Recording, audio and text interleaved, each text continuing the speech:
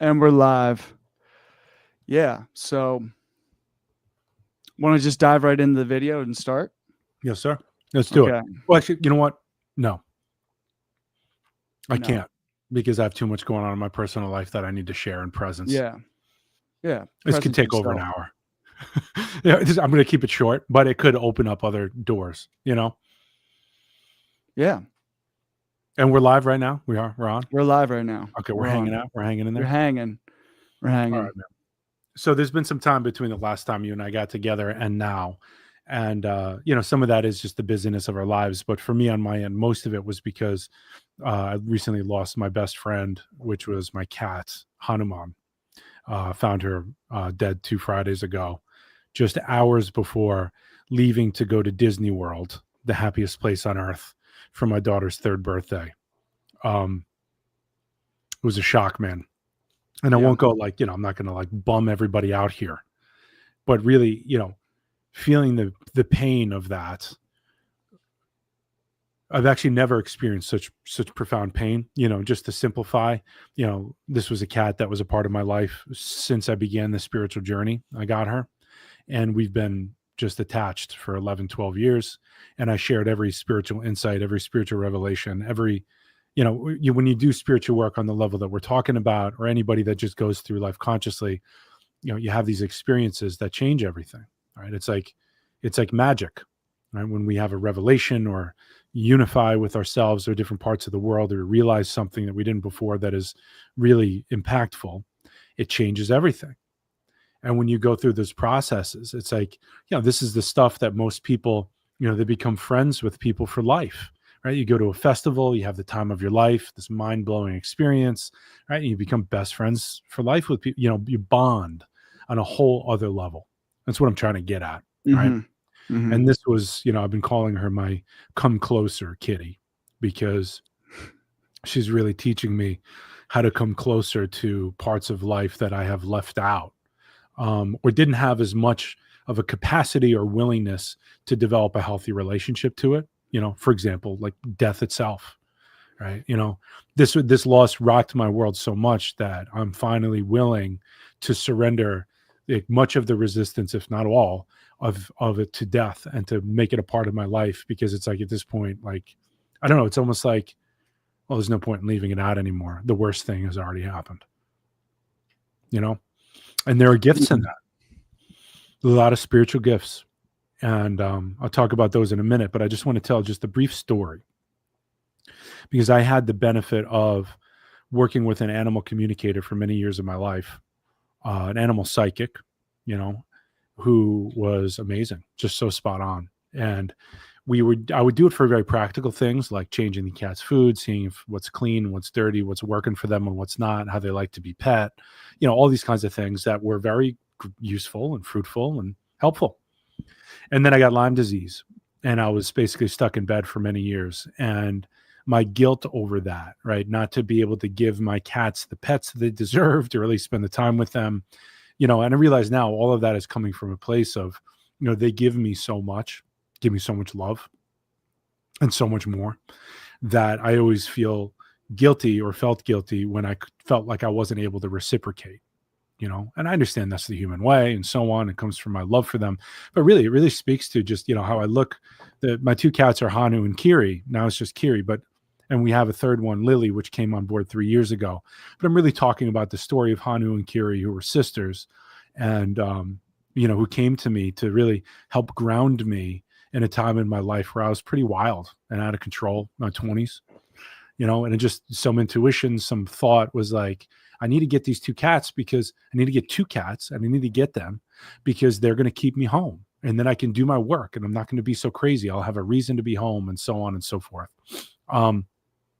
So I got them, and then I had this animal communicator talk to me. And when the quality of the sessions changed when I was so sick, because I was really coming from a different place, and there's a different level of information coming through. And she was like, I've never experienced anything like this before, but I just got to go with it. I'm talking to the highest level of these cats beings right now, and they want you to know a few things. Number one, they were sent to you from your brother who had passed. You know, she didn't know anything about me, right? So it's like they were sent to you from your brother who had passed, who sent them to you to ground you in your spiritual path. And Kiri's going to be around for like 20 some odd years, but Hanu is only here to support you in a particular spiritual mission. She said Kiri's been like your soulmate for like a million lifetimes. She'll keep coming back, and she's always here. You can say something? How many years ago was this? 8 years ago. All right. So they were 3 at the time, 3 turning 4 when I had these sessions. I got really sick about 8 years ago is when that started. So the sessions, the changed in quality, and they started to go really deep into like nature of reality, soul, incarnational stuff, you know, support from all over the universe, deceased relatives that were sending cats my way, things like this. Right. So the whole conversation changed. It wasn't like more gravy, please, on my fish. It was like, hey, like, we know you love us and we're here to support you. And Kiri's going to be here for 20 odd years. She always comes back, and she'll come back again.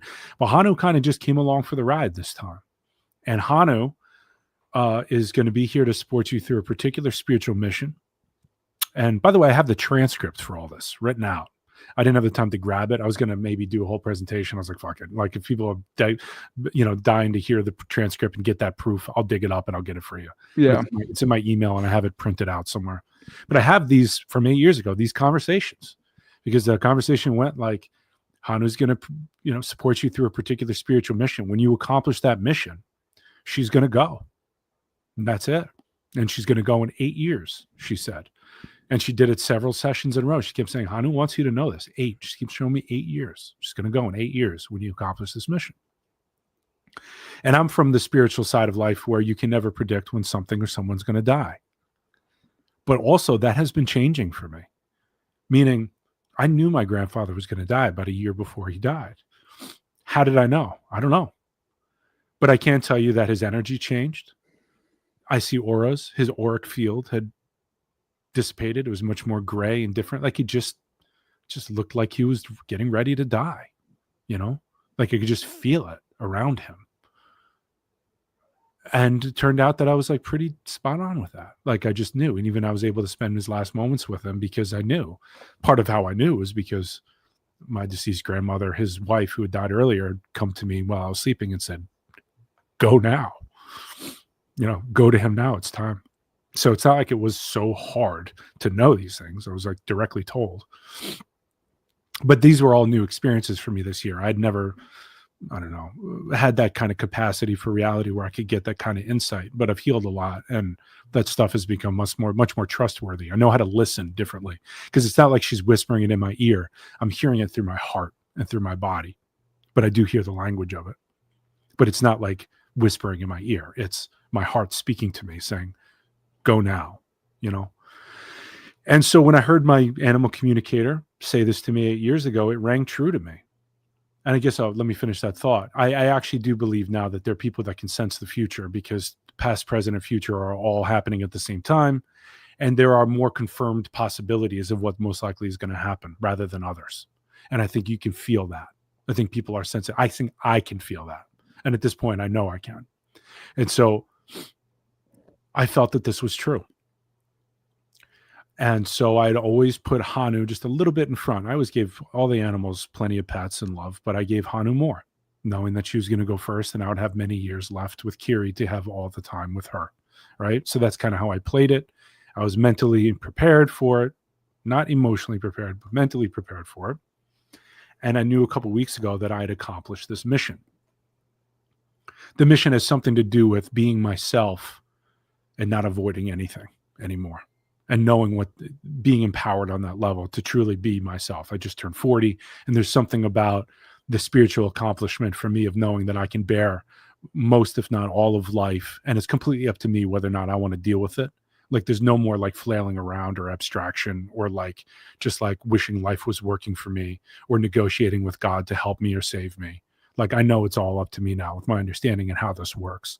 And to me, that's an extraordinarily powerful position. And it's a big accomplishment for me. But I also knew when I let myself take this in the last month, that was it. Like, I just knew. And so I was kind of in denial, not wishing it was true, but like, every time I left the room, I'd look at Hanu. She would look at me because she was always looking at me because she loved me so much. I'd just look at her like, okay, this is coming. And then 2 Fridays ago, I found her late morning. She looked like she was just totally knocked out, asleep. And she wasn't breathing, and she had died. And she died, looked to be very comfortably, arms crossed, like a very comfortable kitty position. Didn't look like any stress or anything. There was no signs of ill health, but she just died. And she died on my Hanuman jacket in my closet. And I may not have noticed that in the shock of everything, of finding her, and then feeling like, oh, fuck. So I have to like bury my best friend and go to Disney World in a couple hours. It was like, Yeah. I was like, oh my God. So she had a string from my jacket in her mouth, but it wasn't like jammed in her throat. She hadn't choked on it. It was just a thing that she did. She just liked to chew on the string. And I guess she had fallen asleep with the string in her mouth. So it was like through her mouth, not like clogged in there. Yeah. And it was seeing that string that showed me the jacket. And then I felt held in that process. I was like, wow, Hanuman died on the Hanuman jacket. And I was like, Hanuman died right on time, right when I was accomplished this mission, or right when I was told this was going to happen. And so, I don't know, not too many people get to have that experience. Because was Hanuman showing any like signs of slowing down? No. Wow. Just the same. And we just went through a couple months of being outside, right? A couple tough months that are physically demanding.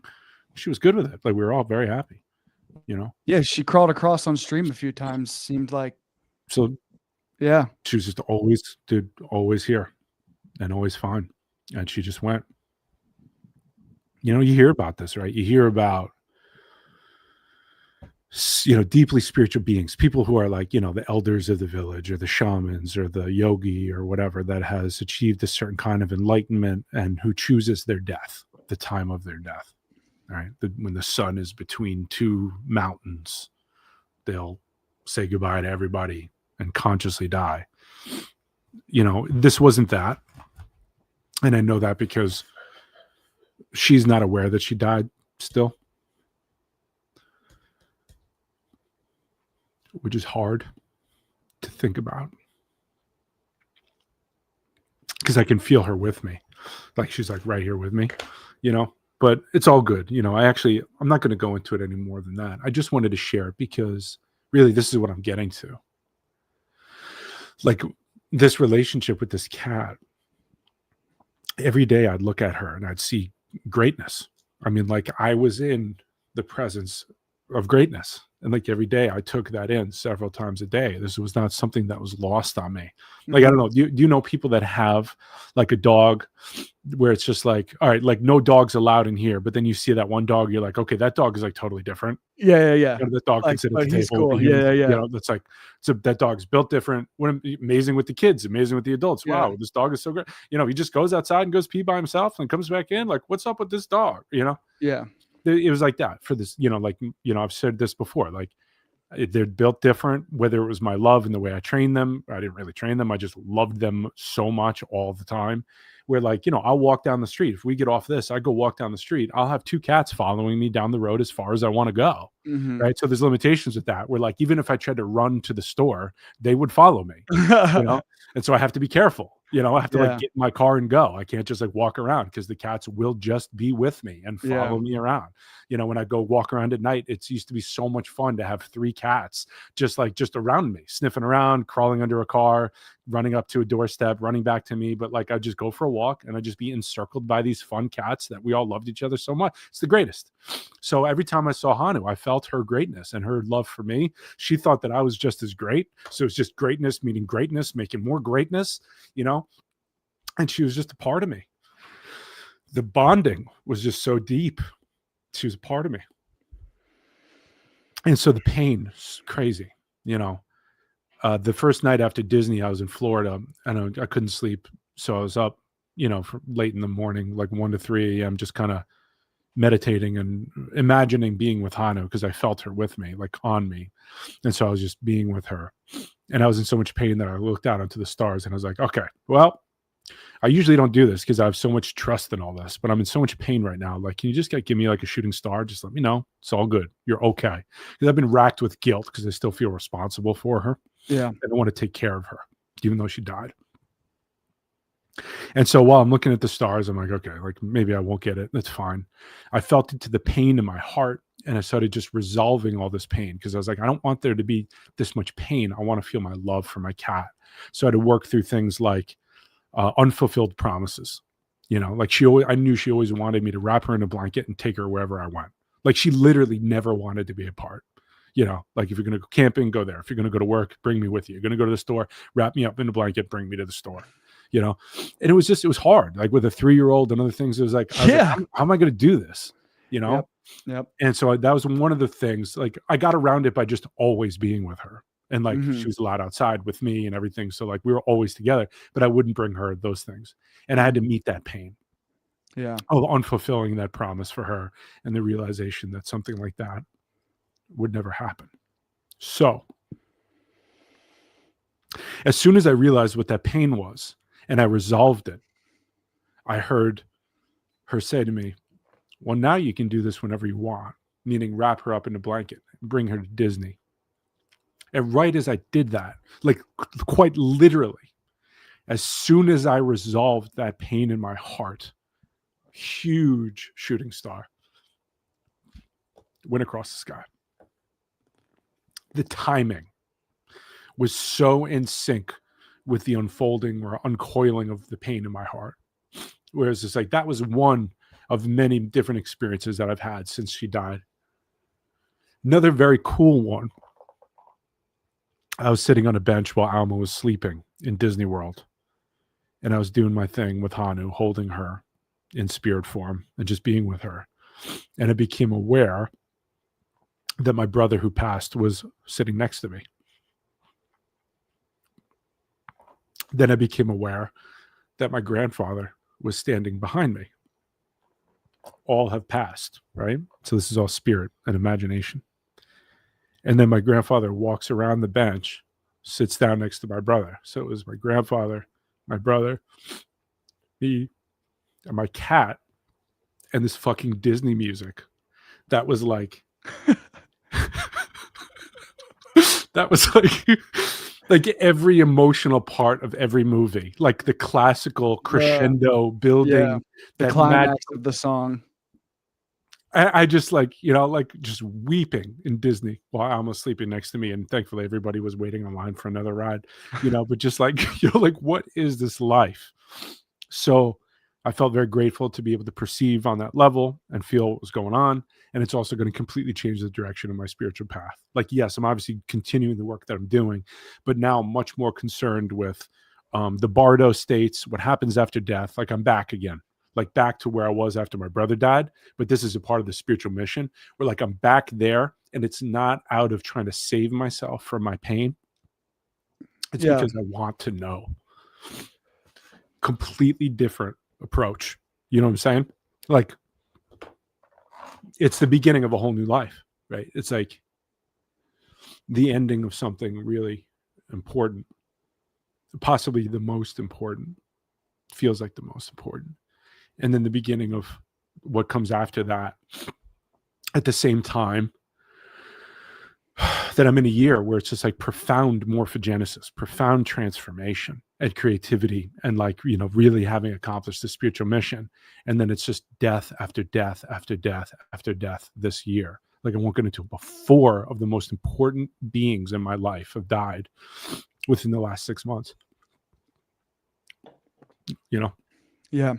And I'm thinking about the role of death in life and the role of death in creation and how much creativity and life I have left out of my own personal life by not having a more conscious relationship with death.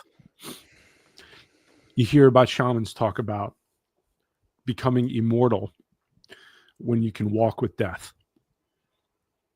And I get what they're saying, because what they're talking about is a particular kind of presence that is moment to moment, no matter what bardo you're in. And by bardo, I mean in the Buddhist or Tibetan traditions, where a bardo is a transitional state of consciousness that we experience. So bardo could be moment to moment. It could be life to death. It could be what happens after death into the next life. And you can divide it many times as you want to talk about particular bardos, right? The bardo of meeting these wonderful deities and these angry gods. Or you talk about the bardo of whatever you're going to meet before you reincarnate, right? And so I've been doing a lot of thinking about this, and I realize that this bardo is happening moment to moment all the time. And the moment that, let's say I get into a fight with my fiance, Gina, and I get attached to some story or some bullshit that I can't get over, and I fall into an undesired state because it's more seductive than being able to be here in the now and work through it in a different way, that's reincarnation. I started to realize that that's reincarnation. I'm falling back into a more comfortable state that's familiar because I can't be here now. So falling into the comfortability is reincarnation. The comfortability of what I know, what's familiar, what's so seductive, right? Attachment, right? I might be attached to being angry at my fiance rather than being willing to feel my heart break or to recognize that maybe I was doing something wrong, right? Maybe it's me that's the problem, right? But instead, I revert to a historical strategy or some historical way that's more comfortable and familiar or so on. It's just easy to go there to be like, you know what, fuck you. Yeah. Then, you're not going to do this for me, then fuck you, right? To me, that's reincarnation. Going back into a less preferred state that you really can't help yourself doing, right? And it's just the truth. This is what we all do, those of us on the path. And so this, they're just giving you different pieces of what this death has been doing for me in terms of understanding just how all this works, you know? And, yeah, lost my train of thought. So I guess we could probably just pause it there, right? Well, let me think. That was there was some good stuff in there. Let me think for a second. I was talking about the bardos, right? I don't think it's ever going to come back. All right. Yeah. Well, I'm going to share how I am experiencing what I've experienced over the past week and my awakenings. Obviously very different, but I think thematically lines up with you. Let me say, here's the last thing, and then it could be all yours. Yeah. Is this I want people to hear. The immortality piece, that presence, that's what I was talking about. That's why I got to the bardos. What I realized was when I stayed up all Saturday night basically staring at a black wall, thinking about death, just like staring at a black wall. It just happened to be there in my Airbnb in Austin, Texas. And when I brought death in, like I took it in, I entered into death, death entered into me. It became a part of my life. I allowed it to be there with everything that death brought up in me, from the grief, the resistance, to not wanting it to be there, to not liking how it felt, and so on. The more I was able to bring it into my system, the more silent I became, the more sacred my experience of my life became, the more quiet, the more still. And I started to realize there's something about death that is so profound and so sacred. I think death doulas all know this, right? So any death doulas listening to me right now are probably laughing or saying like, welcome, we've been waiting for you, kind of thing, to realize this. But for me, like, I never welcomed death like this. I never walked with death in this way. It feels like before this moment, it feels like I was just getting fancy with it. And now it's like, no, now it's a part of my life. And there's a silence to it where like, I don't know if I'm going to be so dramatic anymore. Like, it's changing me. Like, I don't know if I'm going to make such a big deal out of things. Like, I feel like I should be more quiet. I feel like I should, not in a medium like this. Obviously I'm not going to do that. Right. Which is why it's fun. Yeah. But in my day to day, when I remember death, there's a closeness that comes with life. Many things fall away.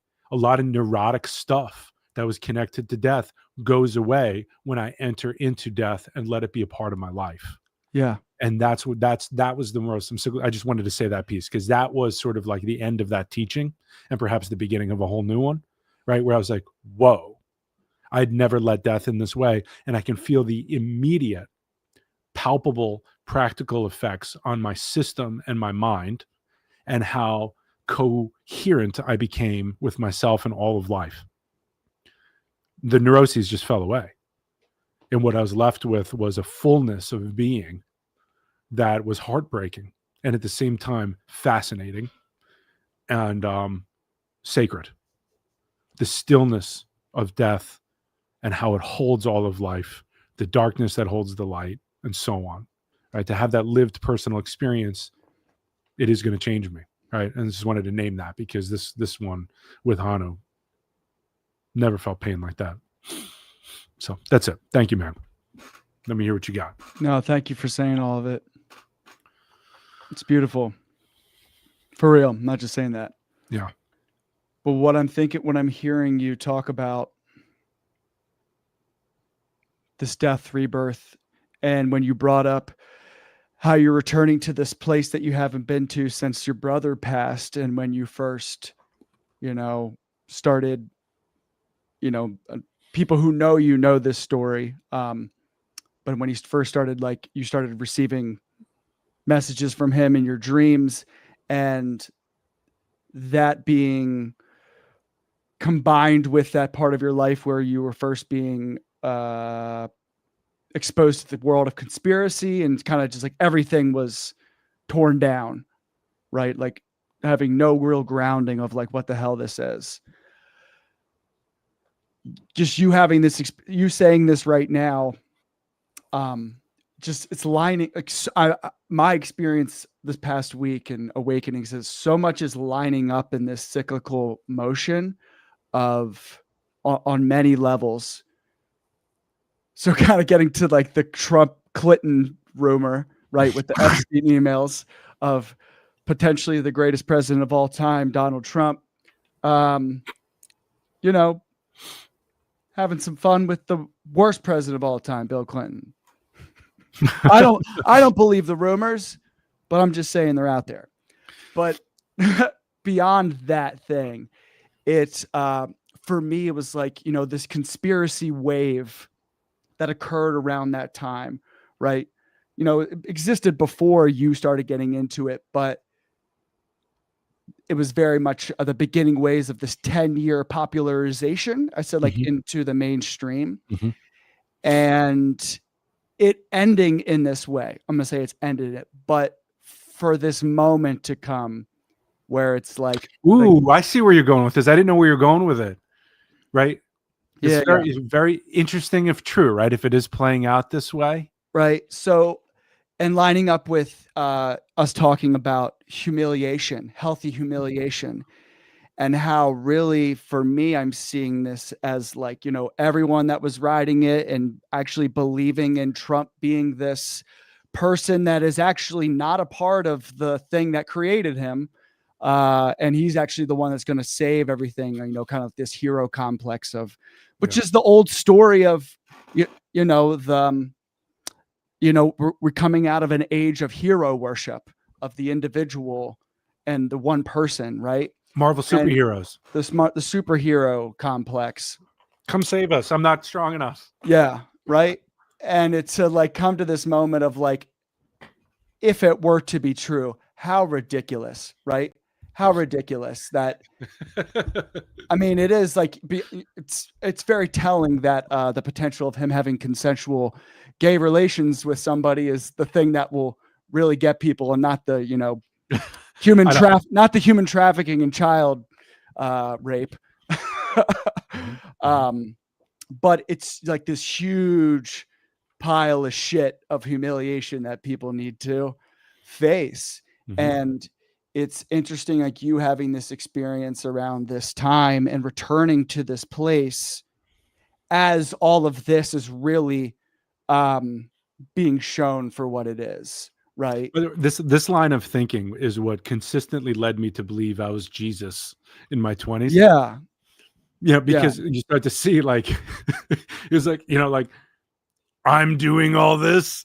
We're like, I'm in relationship to all of this so perfectly. This must mean something, right? My ego structure wasn't healthy enough to hold my sense of separation with it. It's just, anyway, I mean, obviously that was all on psychedelics, not obviously, but that was all on psychedelics when that happened. Yeah. And I have to joke around it, but like really, it's there is something to the cycles, to a wave on the ocean, Mhm. or the metaphor. I think this is more like surfing a wave, like a particular wave of consciousness coming up, like when like a group of people, like for example, all the women in the suffrage movement right now, they're all sort of claiming different parts of themselves. So maybe I was just having, gosh, I have too much in my head, but I just had a session with a client and he's trying to find a good woman for himself. And I'm trying to break down his rigid ideas of what that will be so that he can actually get what he wants, Mhm. And one of the things he was complaining about is how all women want 6'5" men with 6-pack abs, the house, the car, the boat, and so on. It's not true at all. And so I said, listen, let's just say that that's true so we can just have a conversation about it, right? Even if that was true, right, you would have to see this as a rhythm, meaning that would mean that probably women are trying to claim something about themselves where like they feel like they don't have to like just like be the wife in the kitchen that just goes along with what the man says, right? So they'd be claiming something new about their lives and say, you know what? No, this is what I want. I want to be president of the United States, the head of NASA. I want to own Mars, and I want to own 35 companies. You know what I'm saying? And it's like, okay, right? That's a very immature thing to claim, but it's a good thing to shoot for the stars and land on the moon. And you can see how somebody who has been held down for a while, when they start to feel empowered, they might think that something like that is possible, right? So then all men who aren't 6'5" with 6-pack abs, the house, the boat, and so on, are left out. So I'd say with that one, what I said to him, said, hang in there. Said, hang in there. Because if that's true, that woman will figure that out eventually, but I was like you, I was like, it's not true. Anyway. Yeah. Speaking of hang in there, there's another thought that I had that's just like everything aligned up with what I was thinking about. I've was thinking about, this whole Epstein thing, right? And the American Century of Humiliation. And wait, is that a thing that you're naming right now? Did you just name this time so period? that's been something I've been seeing online, and I'm like, I saw it like literally right after we were talking about. Oh, dude, I wish you named that. I would have been like, yeah, my boy Zach, he named that. Yeah, but that's what it is. That's what we're But it is. But it is. But I think consciousness of words. So I even think about the difference between when you hear humiliation versus being humbled, right? Humbleness seems like healthy, but when we hear humiliation, you're like, it feels like embarrassment and like shame, right? The humiliation of it. But this is really like an opportunity of really like healing some things and really working through some good stuff and actually changing things and actually having like an evolution instead of a revolution, like a genuine evolution of who we are as a society. And I was just thinking about just funny coincidences or synchronicities. I was thinking about when I was in St. Francis Elementary School, we had the Christmas program every year. And it was the 1999 Christmas program. We sang this song. The kids, it was like, we are the people of the 21st century, right? And for me, I was like, with this coming out, like the Epstein stuff coming, it's totally embarrassing. It's like, this is what the previous generation, this is what they've given us, right? We have our leaders, we got the potential of our arch rival nation, Putin, may have photos of our current president giving a blowjob to the old president. Like, that's so embarrassing. That's so embarrassing, right? Do you really think that that's true though? Like, do you like after like a week has gone by? I don't feel confident in saying like it's true. So here's the cynical part of me is like, after dealing with 10 years of Trump, where people are just believing whatever they want, I'm choosing to believe that this happened. I get that's one. Fine. This is my one that I get. This is my one fake news that I'm allowed to believe. Yeah. But regardless of that, the whole thing is like we were like they have like sexual blackmail on all of our leaders and like all of this just like it's a joke. It's an absolute joke. It's an embarrassment. It's a joke, but also it should reveal. Yes, you get an inside look of like what's really going on. Yeah, like like how's it? Oh, that's why that nation attacked the other nation. Had nothing to do with the economy. Had nothing to do with this or that. Right? Mm-hmm. There's always a fucking front. Right? Yeah. What's really going on? Oh, yeah. I don't want them to expose my blowing the other president photos. Yeah. Yeah.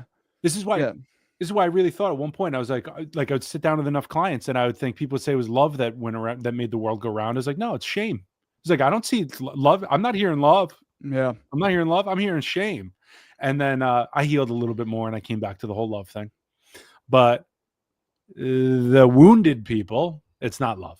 The wounded people, it's shame, because that's what I was realizing. I only had a small view, right? Mm-hmm. So, what makes it humiliation or humbled is how well the person meets it, the moment. If they're humiliated, to me, when it stays in humiliation, there's no growth. You can't meet it, so you're just humiliated. Did I lose you? No, you're with me. So it depends whether or not somebody's humiliated or humbled. Both are always present as a potentiality, right? But it depends if you can meet it and grow through the experience, you'll be humbled. Mm-hmm. If you don't grow, you're going to be humiliated, and then that's it. You're just going to hide that humiliation or try to retell the story differently or try to dominate someone's reality by changing things around, right? But you'd have to protect this sense of self, this fragile sense of self that can never be humiliated. Right. So you don't actually meet it. You just kind of avoid it and just try to manipulate around it. Right. To be humbled is to take the fucking medicine. Yeah. Yeah. But like what I was feeling into this weekend was I was thinking about elementary school before 4th grade. So from kindergarten to 3rd grade, when you got in trouble, you didn't get a demerit. You got this paper of this little bear holding on to a tree, and it's called a hang in there slip. That's very loving. Isn't that very loving? But it's just like, hang in there. That's right. Yeah. Right. Because it's not severe. That's love rather than severity. Yes. Versus right? like merit. Like that's it's support rather than judgment. Yeah. Right. Uh-huh. But that's on the side of life rather than the side of death. Mm-hmm. Truly. Yeah. Yes. So what happened? What happened to this genius teacher? Are they now the leader of the free world? No. But it was like Catholic school. So it was kind of like, it was like a hang in there slip, but they were still very like, it was mixed. Hang in there or else. It was mixed. Hang in there because you know what's coming. Yeah. But the thought that came to me, or awakening, or whatever it may be, and I'm just going to say it. I remember like singing that we are the people of the 21st century. And like this moment with all this stuff coming to surface now, and really the mask off, and kind of just like the empire kind of just like not really hiding it either. It's like, yeah, we're racist. We don't give a shit. And we're the most corrupt people ever. And we're not going to hide it anymore. This is what the older generation has handed to us, and it lining up with kind of like you stepping into your power right now, and everything from, regardless of politics, just like people that are like Zoran Mondani becoming the mayor of New York, like regardless of the politics, but just like the energy of him coming from a completely grassroots campaign of like the people took it, right? And it's young people, millennials, and it's like, we are the people of the 21st century, right? And it's just feeling like that moment is really forcing this of us to really become adults. Like we're no longer the kids, and we gotta be the ones to do this. I mean, I've said this in different hang in their live streams, right? Where I was like, I'm already feeling this. Like it already happened. Mm. Right? Death of my grandfather. I'm like, holy shit, I'm decades and weeks, right? That's how we were putting it. Yeah. Right. But that's how I'm feeling. Me too. And I think it'll be a fascinating topic to explore. I don't know if there's a YouTube video out there about it, right? But to talk about the field that we're all living in, right? I'm talking about the subtle field, or people talk about the 100th monkey effect, whether that was true or not, the Mhm. spirit of that seems to be true, meaning like we all share. Like I know when I heal something big within myself, whether I've talked to anybody or come in contact with anybody, all the people who are closest to me change too. This is the fact, right? Like if suddenly I heal my anger towards somebody, and suddenly through understanding and compassion, I provide a space for what was actually there, that person might call me, where Mhm. before that they were probably feeling anxious or something, Yeah. something else was going on, right? So when you think about this field and how we're all connected in this invisible kind of thing, right? It makes sense that a lot of us would be experiencing a kind of shift in consciousness because it's one, what is that ship that gets raised up, raises all boats, whatever Yeah. that is, Yeah. A But it's like, rising, yeah, rising ship, rising rising tide ship. rips all boats. Yeah. Yeah, that kind of thing, right? And of course, the metaphors are limited. We're going to go deep into this in class 1 of the 4-year training at ASOS when we talk Hi, about. we have to say hi to Alma. Hi, Alma. She's listening on stream or watching. Oh, I got to put up the comments. I'm glad you did Yeah. that. Alma's watching. Say hi to Alma. Hey, sweetheart, I love you. If you're old enough, I'd tell you about my guilt from doing this and not being with you. But this is a part of what we do as parents. Yep. I can't always hang with you, otherwise nothing would get done. Someone's got to pay the bills. Yeah. Just don't die in my closet randomly, please, while I'm building this. Because I can't. So that's nice. My family's watching. Yeah. She's dressed as Rapunzel. We've gotten to this thing where do you do like Costco or BJ's or like the Costco, right? Yeah, you got Costco. We got a BJ's near us. Same deal, right? But they have these princess dresses that were normally like $40. So now they're like $10. So like every time I go there, I just get a new princess dress, and my daughter loves that. That's why we did Disney and so on. So right now she's walking around the house wearing a Rapunzel dress and a big Rapunzel wig. So if she walked in, it's like stunning. Like you walked in, it's like meeting a movie star. She's like decked out, like earrings, jewelry, slippers, dress, wig. Mhm. Anyway, I got this 3-year-old walking around my house like a total superstar. She's awesome. So what do you want to do today, my friend? Yeah, I got the Hassan reacting to the protests in Mexico is up here. Okay. Yes, I already forgot that we said that. So Hassan. Now Hassan is somebody, you and I only spoke very briefly about Hassan. Yeah. Right? If you don't know Hassan, Zach will tell you about him in a minute. But I don't know much about Hassan either. The only thing that I know about Hassan is through Asmongold. And we all know how we feel about Asmongold. I like him for entertainment. Some of the things that he say are smart, but I understand some of the things that I like that he says are because he is so severe and so clear in his thinking, like no compassion for anybody. A lot of like, oh, you're going to jail for 30 years? Oh, shouldn't have done that. Shouldn't have done that. Shouldn't have been there. Right? That kind of shit. It's like, dude, have a heart, right? So I get it, but I actually do like listening to people like that because I get to know people like that. And I can be too far on the other side, right? I'm like, look, I know you're stabbing me. Can we talk about this? Like, wait. Yeah. Like, ouch. Yeah. I'm bleeding. Yeah. Ouch. Let's just talk about this. I don't want to hurt you. Yeah. Right. So I get there's value in it. Right. So that's and so anyway, I only see Asmongold's takes, and I've seen enough of his takes of other people that I listen to and love to know this is a very limited mind. And I see why he has such a large following.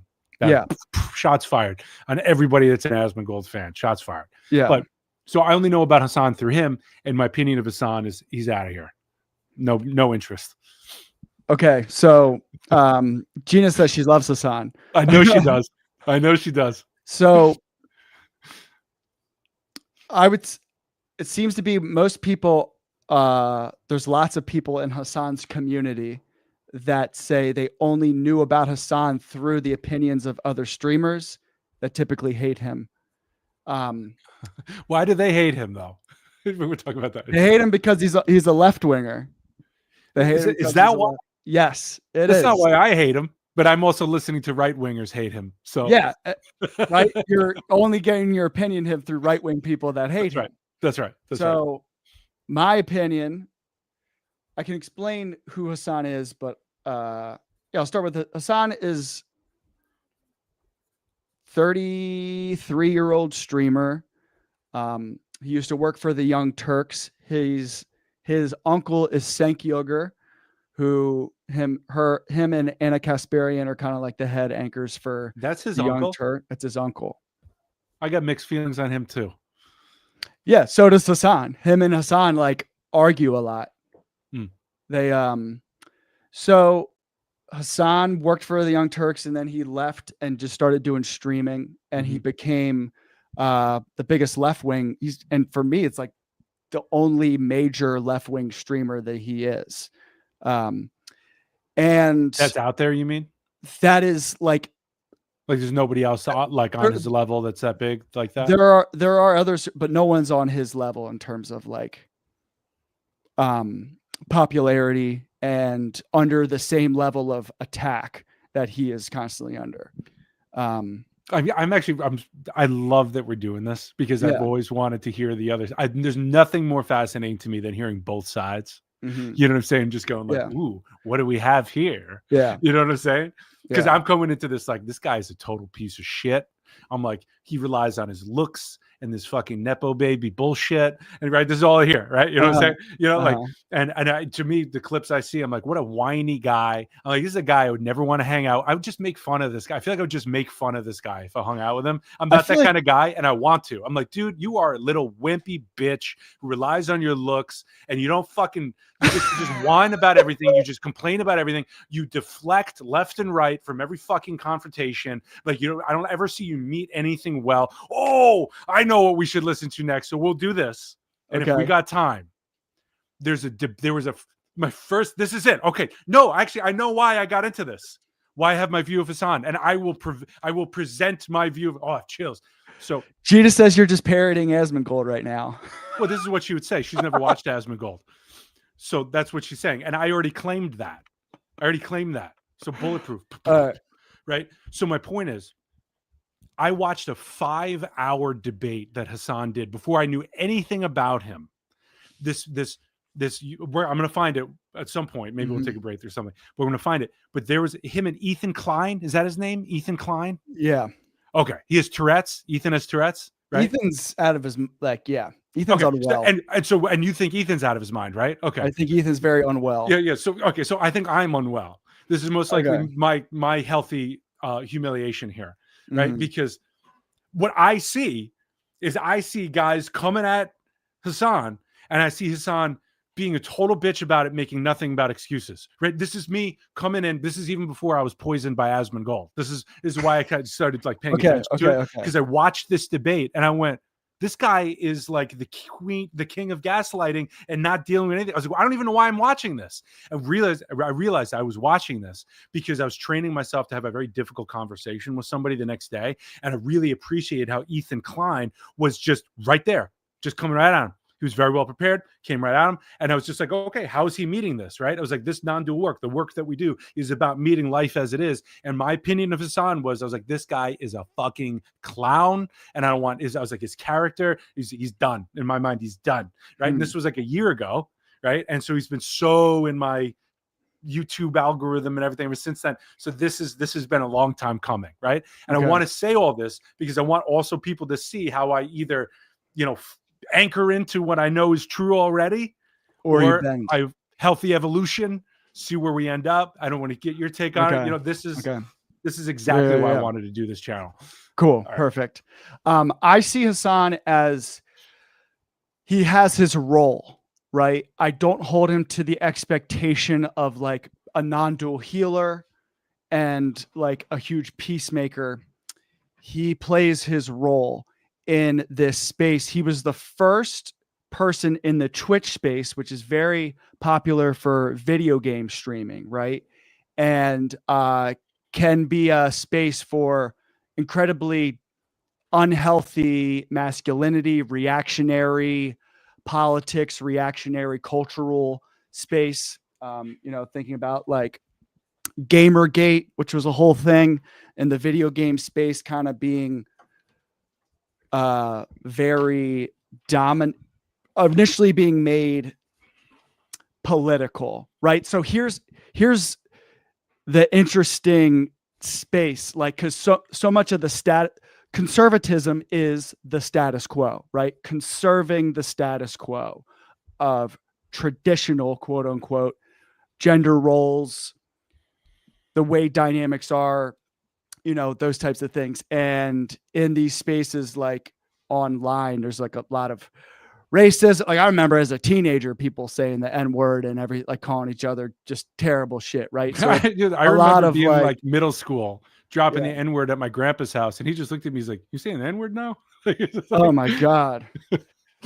Yeah, it was so it's a chaotic space, right? So it's not like inherently political immediately, but it's whatever the status quo is, right? Okay. So and that type of behavior, that type of language of people reinforces a reactionary right-wing type of culture. Okay. So he was like the first one, and being someone of his physical embodiment of a big dude, big good looking dude, to get into that space of Twitch and interact with those people and give another option for them to not fall into this, misogyny, racism. And he's pulled a lot of people back out of that, what they call the alt-right pipeline. And to do that, I would not succeed well in that type of space of like, trying to, speak like a therapist. You got to, it's called code switching. You got to speak their language. So there's a lot of clips of him out there, he's doing 8 hours a day of him saying like getting up on his high horse and like humiliating somebody. Right. He'll pick somebody from the chat and just shit all over him. Yeah. But that is sometimes in that space is sometimes needed because it's like, all right, he's setting an example. Hey, I get it. For everyone, right? I get it. And this is why I love this stuff, right? Because I will openly admit the only experience I've had as Hasan is through right-wing channels. And let me be clear, I'm not left or right wing. I just much prefer to listen to right-wing people because they're more entertaining, because they're much clearer and they're like, fuck you and fuck this, right? And the left wing is just, it's not too intellectual. Well, I don't even too intellectual. It's sort of like, it's way too, I just sound so right wing. It's like, it's taken inclusivity way far. There are no boundaries. It's like, there's no, like what I feel. We'll get into it because I'm not going to be very clear on this right now, and I feel like I'm going to dig my own hole and then throw myself in it. If you actually listen to like a full Hasan, like actually talk through something, we're going to do this right now. You'll see. Yeah. You're going to see. This is so funny because this is what always happens is I hate somebody and then suddenly like we're in love. You know what I'm saying? Like this is always happening. Hate and love, like hate and love are so close together. One of my best friends, Mike Cannon, it was like that. Give me 1 second, Katie. Yeah. Do you need me to do it? No, I can do it. Okay. Also, have you seen this? Like, it's like a band. It has like 2 black things on it. It's on the dining table. It's like an elastic. It's like a thin, like band. It's like it looks like a piece of string, but it's like elastic and it has like 2 little black things on it. No. Okay. I'm sorry. No, it's not a problem. All right, here we go. I'm gonna put this on. I just realized my Christmas ambiance just shut down. So I got to get that going or else I don't feel whole. You better put that back on. I know. It's that time of year. There it is. I found it. Oh, thank God. The other morning, I'm so attached to this sec. The other morning, I had to like get to work right away, like early before people woke up. And I couldn't find the remote to the Fire TV to put on my Christmas ambiance to start the day. And I literally wasted like the first 20 minutes of like really important work time, like freaking out. Like I was like, I guess the day is shot. Like I can't work if the Christmas ambiance isn't on in the background. Like that's how serious I take this shit. I got you. Maybe we'll cut that out so that nobody hears that. What do you think about just like on the surface of like Asmongold being like a dirtbag whose room is constantly a mess and like eats his own boogers? Yeah. Well, I think it's holographic. Right? The guy who's so fucking clear about it. Like, let me be clear. Like, I don't have Asmongold's back. You know what I'm saying? Yeah. Like, I appreciate him for the creature he is. That doesn't feel right. I actually do. I like the guy because I like him because he's being himself. He's the most arrogant, humble person I know. and he doesn't know it. He thinks he's the most humble person out there, but he's extraordinarily arrogant because of his false sense of clarity and how clear he is on everything that he talks about. And all of that is, for me, is to say, because it's the easier path out of things. He's not willing to hang in there and open his heart to different possibilities and deal with the confusion and the nuance and the unsolvability and the helplessness of most of life. That he's not willing to go there. So it's very comforting, I think, for people to go to somebody who just tells you the way it is and does it intellectually in a certain way, right? And so, and yet here's a guy, right? But here's what he would say about that, right? Not about the wiping boogers on the wall or eating his own shit with that kind of stuff, but like, here's a guy who's a millionaire. He's a millionaire who has chosen to not indulge at all, period, right? Meaning he is choosing to stay in the same house he grew up in his whole life. He doesn't do anything that's extraordinary. He's not grandiose. And this is a part of what holds him in his path. Meaning, I think this is a deeply wounded man. Right? I'm not going to psychoanalyze him from the corner, but maybe I will. I think this is a deeply wounded man whose sense of safety and structure and familiarity and comfort holds him and keeps him operating a very high level intellectually, for him at least, right? If he tried to navigate outside of these very clear lines to try to show love to certain people, like immigrants, for example, I think his entire world would come crashing down and he might even kill himself. That's legitimately what I think. I think this is a man who's holding it all together.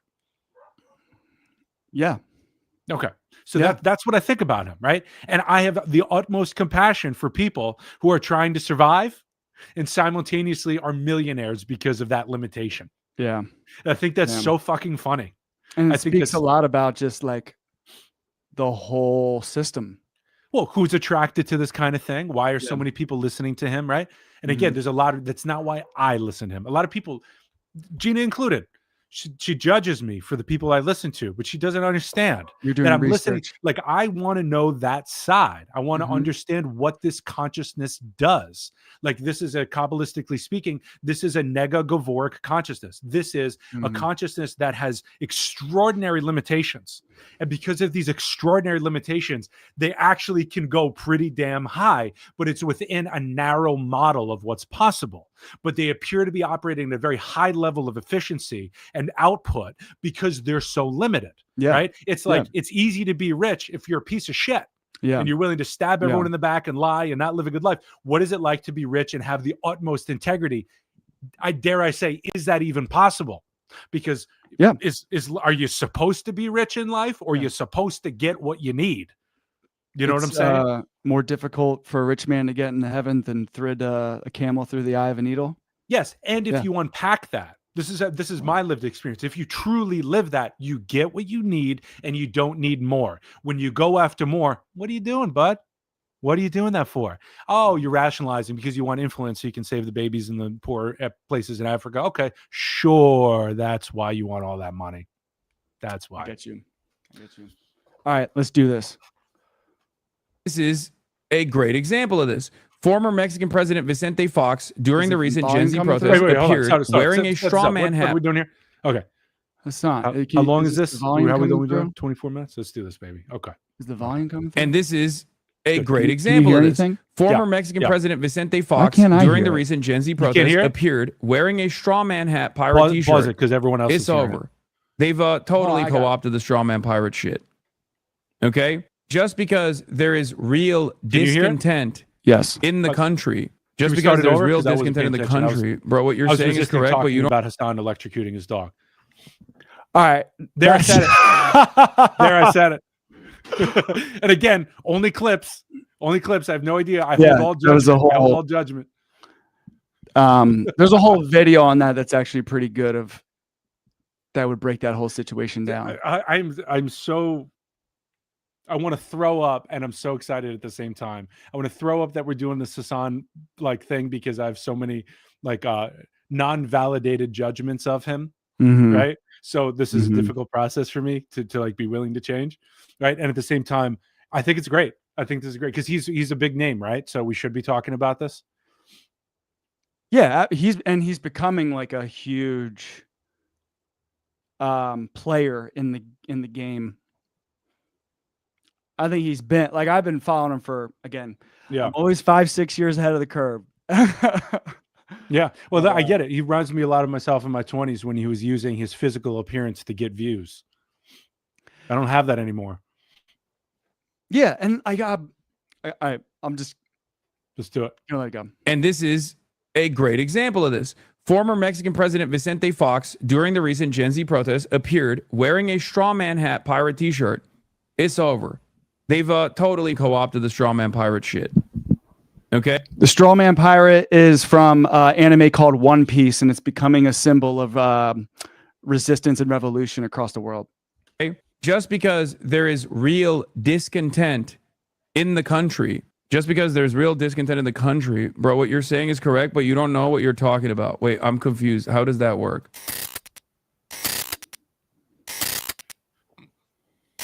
Anyway, we're going to talk about the Gen Z protests, which aren't necessarily led by the Gen Z. Gen Z protests in Mexico demand justice for murdered mayor. So, as you guys might know, we are big fans of the Morena Party and Claudia Sheinbaum, who is an incredibly popular leader in Mexico, like actually unimaginably popular. And yet, for some reason,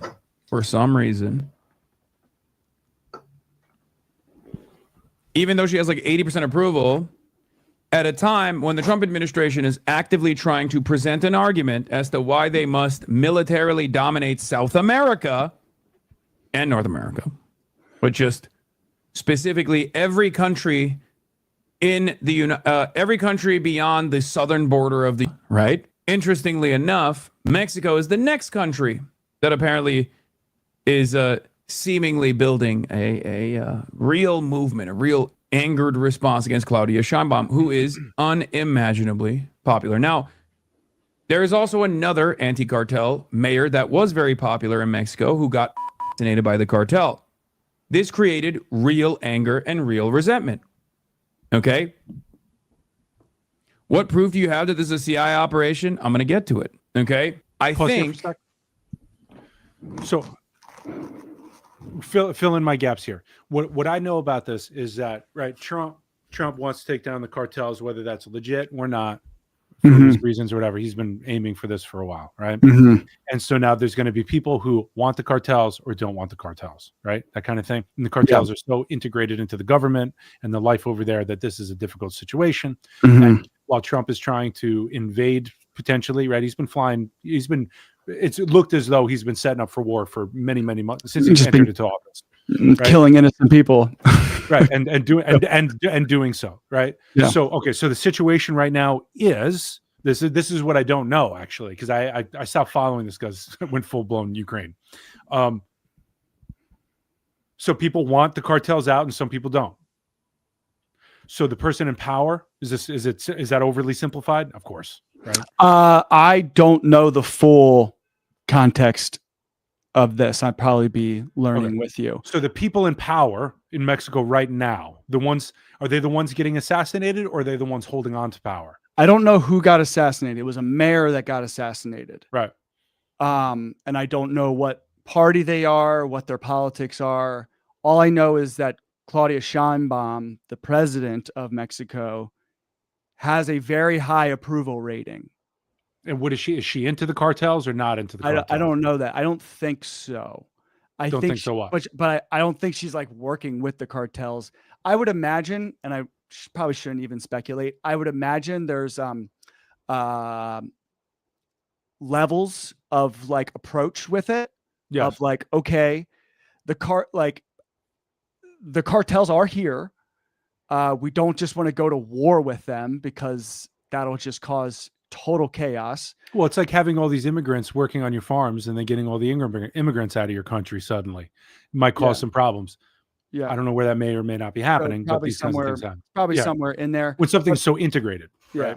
But like on a meta political complex, this is all pointing towards Manifest Destiny 2.0 of the new vision of the United States transitioning from a global power to a regional power, and wants control of everything from Greenland down to South America. Mhm. And this is kind of moving in that direction. Okay. Got it? First of all, it's purely speculative.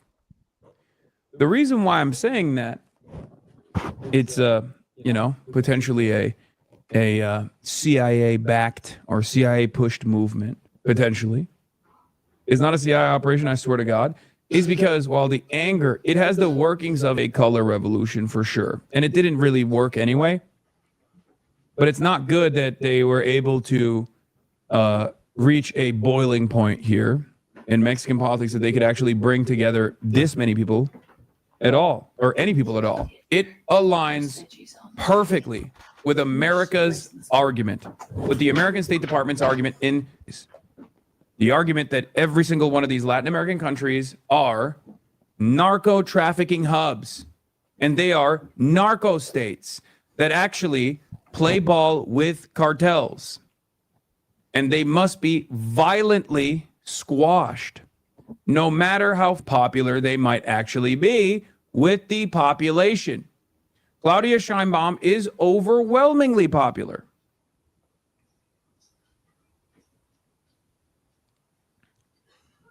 In Mexico. It is not like any of these other tension points that have bubbled up all around the country. Things that we saw in Indonesia, like the Gen Z uprising thing, has been presented all around the world, right? You're so wrong. Law, get the out. You don't know shit about Mexico. Law, dude, seriously, I'm not saying you're wrong. I'm saying you don't know shit about Mexico politics. What the fuck are you talking about? Like, so wrong, it's not even funny. Listen, if you are one of these liberals that is going to sit here and talk about how unpopular Claudia Sheinbaum actually is, you can just silence yourself. Okay? There has been a lot of discontent.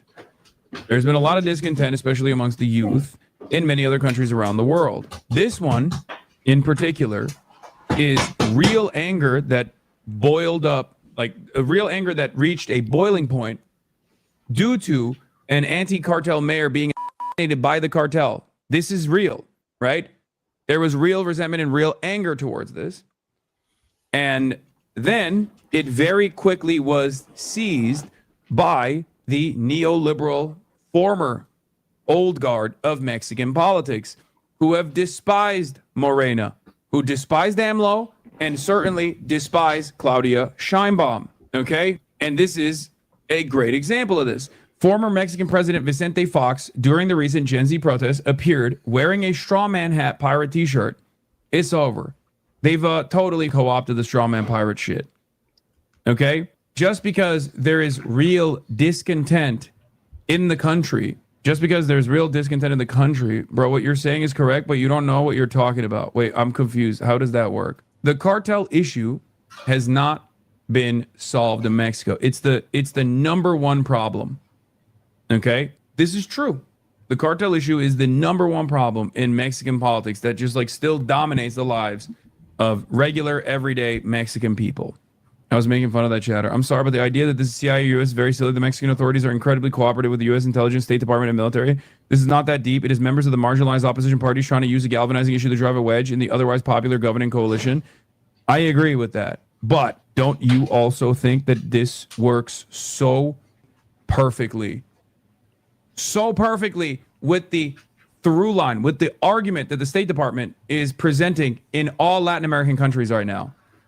I'm sorry, but it is, I don't disagree with you that there is like real animosity, and the former marginalized, the former neoliberal parties are actually trying to use this as an opportunity.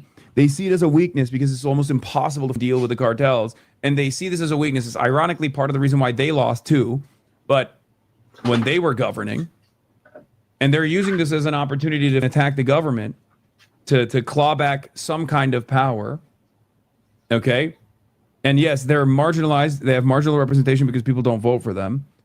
But this government, our government, the United States government has said that they're going to attack Mexico over and over again. What makes you think, even for a moment, what makes you think that this is not perfectly in line with their goals here. It's the same with Maduro and Machado. Machado gets a Nobel Peace Prize after demanding violent military intervention in Venezuela. This administration very clearly having this administration this administration, the American administration, very clearly has an ambition to further destabilize Latin American countries. And not only do they want to further destabilize Latin American countries, they want to violently attack Latin American countries. And they will use any kind of marginal reason to justify that advance. As far as what Cloud District Enjoyer is saying, in terms for a sec. Every now and then it has an echo. Was it fucking up? Every now and then the audio, it sounds like suddenly we entered into the room with him and there's an echo or something. Is it coming? It might be coming from. It might be coming from me. That's what I mean. It sounded like maybe you changed your audio output or something, so it was coming through differently. Gotcha. Yeah, I'm just gonna mute my mic. So far, this guy seems totally normal. Meaning, yeah, I'd love to hate him, but there's nothing about him besides just personal preferences and so on. You know. Like there's so many people who when like he pulls on chat, they're like, yeah, I used to watch, Destiny or this person or what. Destiny sucks. Ooh, have you ever listened to Destiny? I honestly, same situation, right? Like where I'm getting just snippet where like I have to hold it. I don't know for sure, but Destiny. I'm supposed to not like Destiny. That's my understanding. Destiny is good at debating, but like debating in a very narrow sense. Like why is his name Destiny? Is that his real name? I don't know what his real name is. I think he's a clown. It's a bummer. One of the questions I have right now about Hasan is he real? Like I'm having a hard time. Again, all of this is transferential from all of the poison I've been taking in about him, right? Mm-hmm. So I got to do the alchemical process here. Mm-hmm. Metabolize, come into reality, understand Hasan from my own perspective, kind of thing, right? But while I'm looking at him, I'm going, is this guy a fucking fraud? Does he really care? Is he a fucking grifter? This is really what I'm asking myself. This is not Asmongold stuff. I'm looking at him and I'm going, do I feel this guy's heart? You know what I mean? Like if he and I met on the street, and we got into it, would I feel his heart, or would he be? Because I'm telling you, man. We'll go to the Hasan Piker debate after this. It's only 5 hours. Yeah. Because I'm telling you, I got such a bad, this was before I was poisoned by other people. I'm so glad I remembered that. Yeah. Because I had no idea who it was. I watched the debate and I went, this guy does not know how to address anything. Mm-hmm. Is that the debate about Israel, Palestine, him and Ethan? About anti-Semitism in general? It's the only one that's 5 hours long. I promise you that. Yeah. Yeah. So obviously, I think all that stuff came up, but you have to keep in mind, I have no memory of it because this was like when I was just getting into like YouTube, like when I was becoming like, oh, I'm gonna like this is my thing now. Meaning, like before I was even wanted to be on YouTube, it was like I'm like, so these two are like YouTubers and like people, it seemed like everybody knew who they were. And this was like a big thing coming. Here was this 5 hour debate. And again, I kept watching it because I was so fascinated. It'll be interesting going back after I've said this, but going back because I was working through within myself this capacity to have really difficult conversations with people and be very right there. And Ethan was doing that, right? So again, my first impression of Ethan was, oh, this guy is obviously has Tourette's or something, but he's fucking right there. And my impression of Hasan was this guy has not addressed anything. And I'm not, there could be other contextual things to it. Understand there's a lot of relationship there, right? So there could be many reasons why it came off that way, right? Like maybe somebody's dominating a debate and then somebody takes a cheap shot and that person who's been dominating it suddenly acts like a big baby because it was like offensive to them. And suddenly they lost the debate, like in the view of the viewer, because they somehow, there's a crack in their armor. You know what I'm saying? So I was not in a fortified enough position of understanding through which I could weather all of that craziness. You know what I'm saying? So I was just swayed in one direction and the other, having no idea what was going on. So we'll bring it in after this this time. Yeah. My perspective of Hasan I do feel a sense of genuineness from him. Really, because he doesn't like lie about being like he says like I like fashion, like I like having like fashionable clothes. Like he's not like trying to be something he's not, you know, at least it feels like he's pretty genuine. And like what separates like grifters for me is grifters very much play to the moment. Mm-hmm. And he has been very consistent about what he says, his process of evaluation has been consistent throughout the years, I've noticed. I trust all that, and I trust you Yeah. mostly. Mm-hmm. Cool. Do you listen to Hassan? Do you like do. to take time out of your day to listen to him? I do. You do.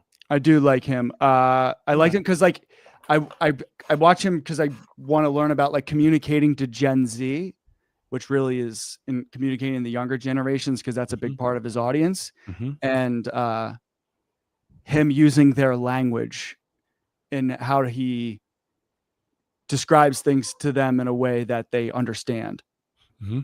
So hanging out. Hey there, fellow cool kids. What was Yeah. that thing? Hey, fellow kids. Yeah. Yeah. All right. Let's go, baby. snap Back to. All right, I'm in. I love when new worlds open up to me. All right. Cool. In terms of both the AMLO government and the Claudia Sheinbaum government cooperating with American authorities, that is 100% correct as well, for the record. And Donald Trump seemingly likes Claudia Sheinbaum. Donald Trump liked AMLO as well, regardless of their ideological disagreements, for the record. So you're not wrong on that front either. The Mexican government, the Mexican federal government, has actually played ball with the Trump administration's anti-immigration agenda. That's a huge deal. They have. I would say that's a major part of the reason why they have actually been sheltered from the animosity that every other country has gotten in the region, even Canada, right? It is because Sheinbaum has continued the AMLO policies of abiding by the wishes of the American government, or specifically Trump, in terms of the anti-immigrant stuff that they want the Mexican government to do, just like hold the immigrants in Mexico rather than allowing them to cross the border, things like that.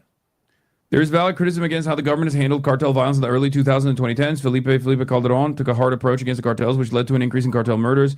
Peña Nieto took $100 million in bribes, and AMLO did hugs and knots bullets, which I'm not a fan of, but understand is stopped the bleeding to some extent.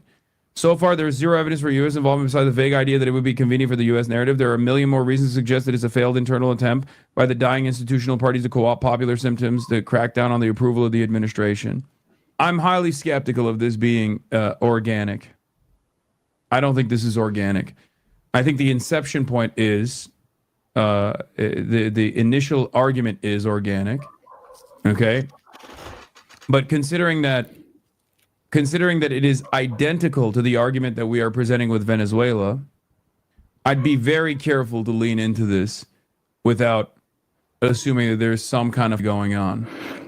Because color revolutions have oftentimes started with real resentment of an unsolved issue, internal politics leading to potentially even civil war in its most in the worst instances, potentially leading to civil war, oftentimes backed by outside groups that take advantage of that instability to dismantle a somewhat popular leader that isn't in and sometimes unpopular leaders that isn't in the periphery of the West or under the complete control of the Western interests. The populist revolution globally is unstoppable. The national palace in Mexico is under siege by its citizens amid discontentment with Claudia Sheinbaum, the World Economic Forum puppet.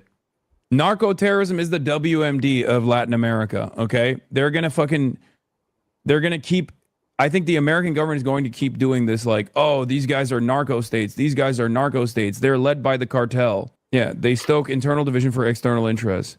And there are always willing participants like the marginal opposition flank. Yeah, discontent about cartel violence is real, but the right has co-opted this to push their agenda against Morena. U.S. is not happy that Mexico might join BRICS. I don't know. I mean, I think Mexico has been doing fairly well and is like getting closer to China, and I think that's part of part of the resentment. Mexico is one though, yes. But even in instances where it's not a narco state like fucking Venezuela, they're still using it.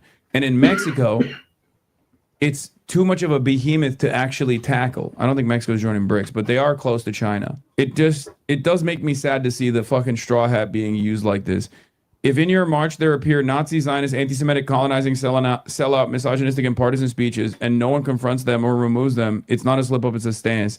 Simple. Your march is Nazi, Zionist, anti-Semitic, colonizing, sellout, misogynistic, and partisan. The rest is extractivist propaganda. They tried to blame the young generation to whitewash their responsibility, and it didn't work out for them.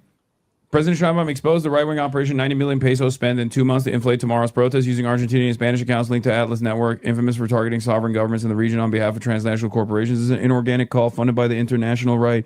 The expert explained at the Daily People's Conference. They're real people. Everyone hates her. That's so funny. These guys are so fucking delusional, man. Greg Grandin was on Chapo last week talking about their new Monroe Doctrine, wherein Trump guys have their guys in That's what I'm talking LA, about.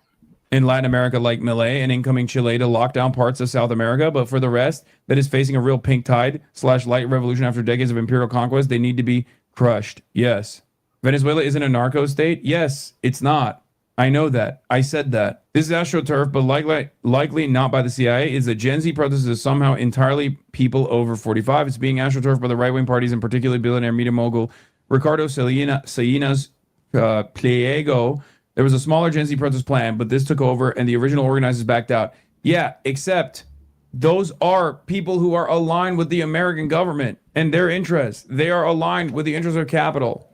That's my point. And they try to do this against an unimaginably popular candidate. Anyway, Mexico's doing too good. So Yeah. So you got what he's saying so far? Tell me what you mean. So essentially, they're pointing out like this protest is inorganic. It's not a genuine class like Gen Z. Like it's not even Gen Z. It's like people who are over 40 that are out there, and they're essentially it's the old government, the other party, essentially taking advantage of the moment to create discontent and the appearance that there's a huge discontent with Sheinbaum's government. You know, it's pretty amazing how much of this is a part of, let's call it warfare or politics. Yeah. Right. You know, it's funny. The deeper I get into the mind and psychological, you start to see like this is like extraordinarily important. You know, like it's even like what any power in the world that's against democracy is going to use anything that they can to try to weaken democracy. Mm-hmm. Right. Or take advantage of and manipulate the system and so on. Right. And it's like, it's interesting because it all starts in the mind. Right. And it's like very interesting to see this because it's, you know, there's the fog of war. Right. But there's also like the fog of like life. Right. It's like, we don't know. Like, how do you know what's what? Right. It's like, is this a manufactured protest? Is this the real deal? Is this organic, inorganic? Mm-hmm. Who's in charge of this? You know, it's very hard to know. And I think like so many people get pulled into stuff like the right wingers I listen to, like they talk about like how Black Lives Matter all the way up to the latest and greatest have just all been like controlled opposition and total shams and so on, you know, and it's like, it's just to me, you know, if I could get anything out of doing a show like this, hang in there, it would be like, can we help speed up that process for people to get to reality or to at least to understand like how to work through this stuff? Because I don't. Besides putting in an enormous amount of time that not everybody can or has the interest to do it. You know, I just feel like it's a part of my responsibility. So I do it. Right. But like, I can't expect everybody else to be, you know, inspired by that. So it's like, is there any way that we can blaze a trail that just helps people understand how to be in reality a little bit faster or slower, or at least help them not get caught up in stuff that is, you know, like just to hold off on protesting on something until you know exactly what you're doing. Yeah. You know, you get where I'm coming from? It's like, you know, how many times are we solving one problem and creating another in the process? You know? Yeah, I think that's the majority of it's the human way. What we're doing. Yeah. It's the human way for sure. Yeah. So my challenge just like in general, like I rarely find anything that the right brings up to be in good faith. And even if it like the certain things they're talking about, there's hints of truth to them, the reason why they're pointing it out is not for good reasons. It's just all of the right. I can't find anyone on like that would be defending the right now, that like their opinion isn't based in just like a false reality, something that's not going on. And when they bring up certain things, it's typically in bad faith. So I wouldn't say like everyday people, like someone who's like, oh, I consider myself a Republican or like that. Like, I think everyday people have the correct feelings, like they feel the correct things, but they have the wrong facts about why they feel what they feel. But most, I would say probably and I'm not just saying this because I find myself on the left, but like from a genuine place, the vast majority of conservative people in the game right now are grifters. Like, I don't think they actually believe in anything. You think so? Nothing is they have no like coherent ideology that like follows like a genuine. It's Well, what about like an Ian Carroll? You know Ian Carroll, yes, right? He's not like a Harvard professor or anything like that. He's a guy, right? Right wing guy. Used to be left wing. Now right wing guy. To me, a guy like that, he feels true to me, but I don't think he's very smart, right? Where like Asmund Gold, I think he's true. Extraordinary limitations in his consciousness and an unwillingness to go beyond what he knows.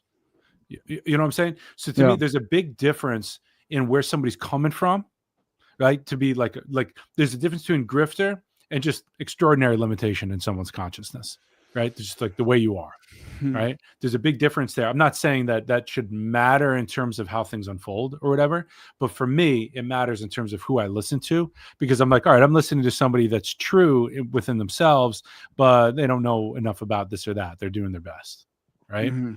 So I guess I haven't run into, I think I just naturally avoid anybody that feels like a grifter. I just avoid right off the bat. Anybody that feels like they're true to themselves, I hang in there with them because I'm sort of waiting. You know, I'm like, when is this guy going to evolve? You know, or maybe I'll meet this guy one day and we can have a conversation. I can be like, yo, like, you ever think of it this way? Yeah, I'm just saying. You think about it that way, you know? So I don't know. That's where I'm coming from. Gina says Marjorie Taylor Greene is an exception as she's standing up for victims. Right. Not so long ago, this woman was out of her fucking mind. I mean, she still is. I'm going to say it just sucks how, for me, this is like an example of how low the bar is, right? When yes. You know, how low the bar is where you can just like be blatantly racist and just like out of your mind for years. And then like after 2 years of genocide, you can be like, hey, we should stop doing that. And people are like, oh my God, wow, what courage. We're just so fucking desperate. We're desperate. The bar is low. Yeah. So, but like, that's right. Marjorie Taylor Greene and Tucker Carlson, those people, I said this a couple months ago, I was like, they're positioning themselves for post-Trump. They're the ones that see like, he's not going to be here soon. And so they are being the first ones to position themselves as the people who were like, well, we were there first whenever the new regime kicks in for the right. And the future right wing is a post-Israel relationship right wing. And that's what you're seeing. So it's this. So I don't find there are Tucker Carlson and Marjorie Taylor Greene's positioning on Israel is not because of human rights. It's just because they're America first, meaning they're isolationist and they want to serve Christians, whites first. And it's not a like, hey, this is really fucked up. We should not be supporting this colonization project that has been subjecting people to, death and destruction. Again, it matters where you're coming from. Yeah. So that's what they're positioning themselves for post-Trump. because the next regime they're going to blame this all on Israel. They're setting it up to blame it all on Israel. Epstein, the position is like, well, Epstein made everybody do this. Instead of everyone sitting and looking in the mirror finally and being like, oh, how do we get this position? It's like, oh, well, Israel, the Jews made Trump do that. They got blackmail on him. It's like, which will, and this isn't me, dismissing Israel's role in this, but also like, why do we have leaders that are susceptible to that type of blackmail? Why are leaders getting in that situation in the first place? Instead of sitting there and looking in the mirror, they'll pass it off onto it's Israel's fault. And they just continue to deflect. And like, once we get Israel out of here, we'll be okay. That's the anti-Israel right wing, which is just based in reactionary anti-Semitism. It's too easy, man. It's too easy to come to these conclusions and blame the outside and shit. Yeah. This is what you're talking about, right? Yeah. This is all like everything, like Charlie Kirk, that moment, like that's a moment of like, that is reality for me. That's reality begging. Look in the mirror, right? The irony of him talking about gang violence and yet as what, like if again, when everyone scrambles, oh no, it's this, instead of look in the, this is like, look in the mirror. He's you just hit your shock collar, Zach? There you go. That's right. This is unbelievable. Hey.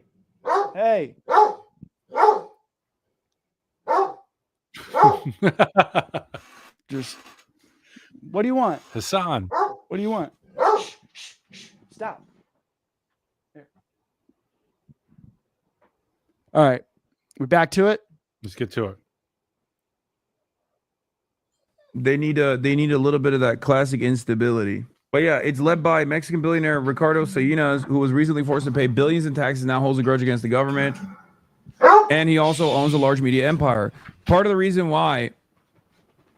the fucking reason why AMLO directly went straight to broadcast on YouTube, just like Claudia Sheinbaum is doing, is literally because in many Latin American countries, the media is entirely controlled by billionaires who fucking despise even modest social democratic gains for the overall population.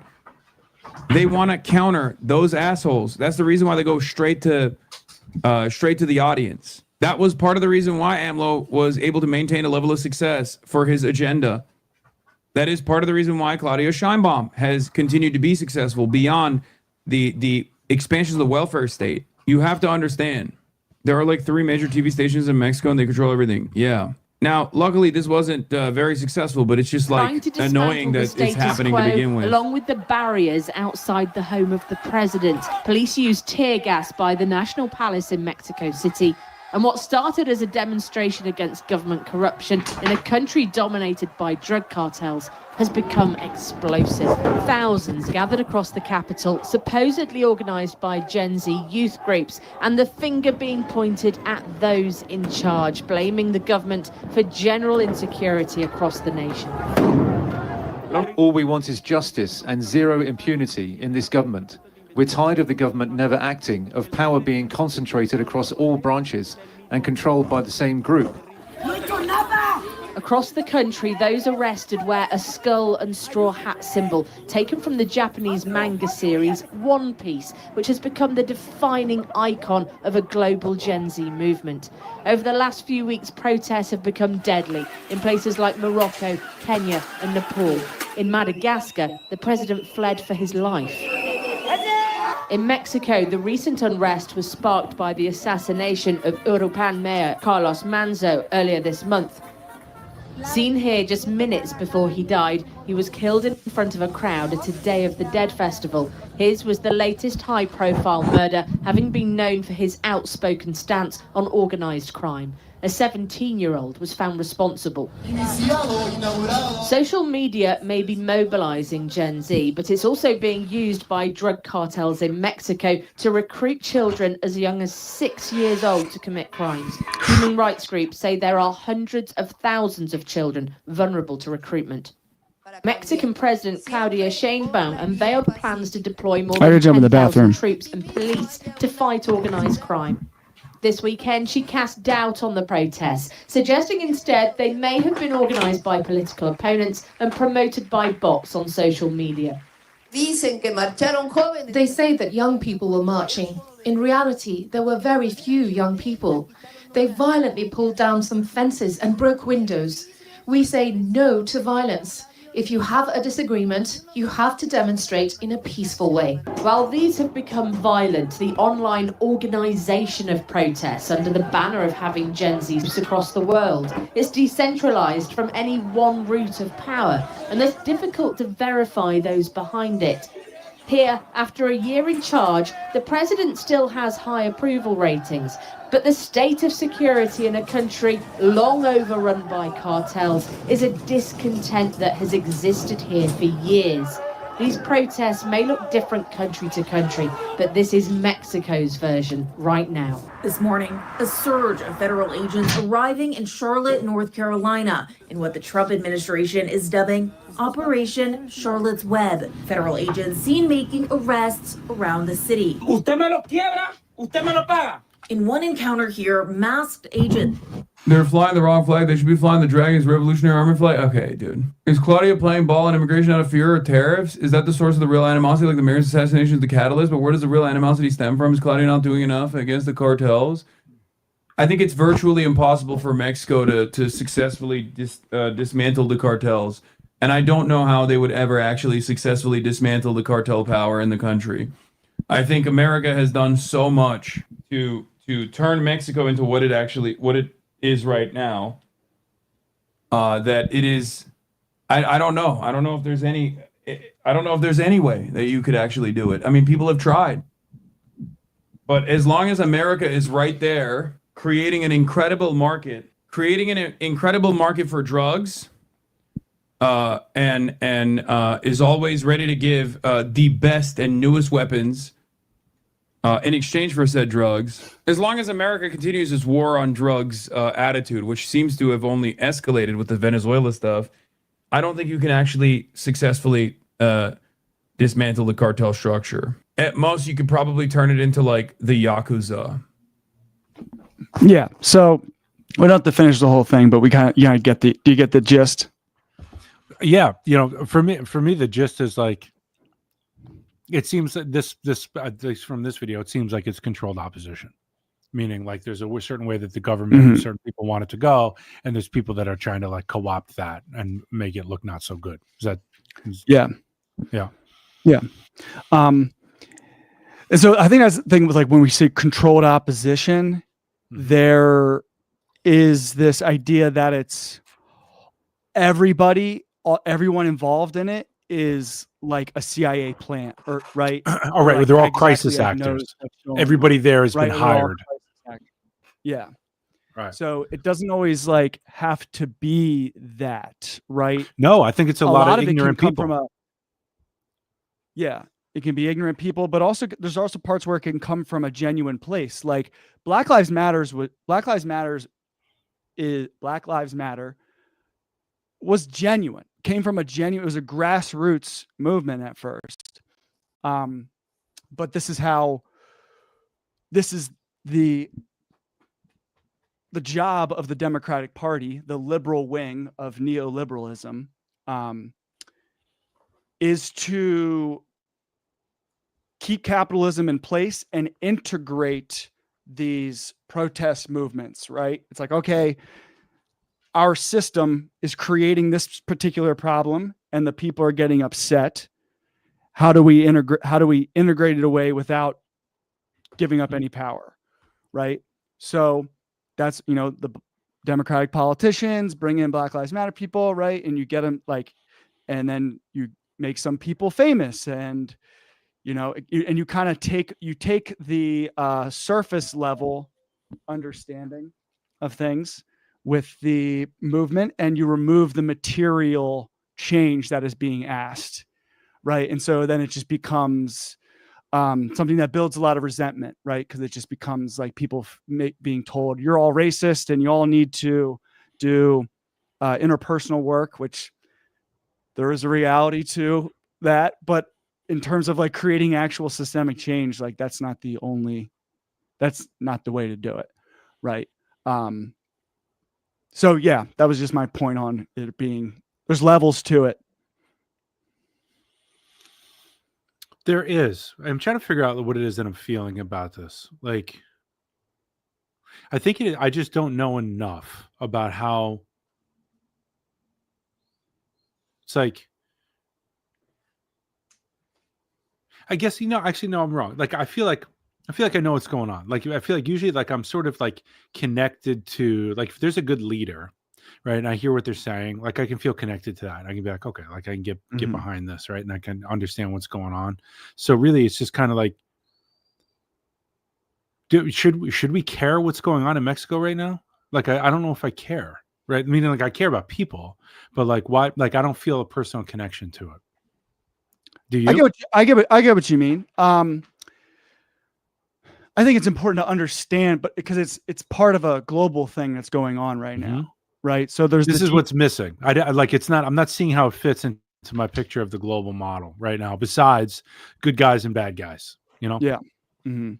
Hold on, Ollie's crying about something. Give me 1 second. Let's both take a minute. Take a minute.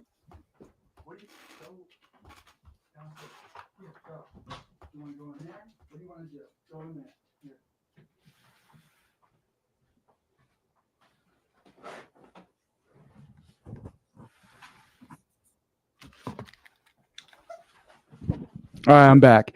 He is getting very demanding in his old age.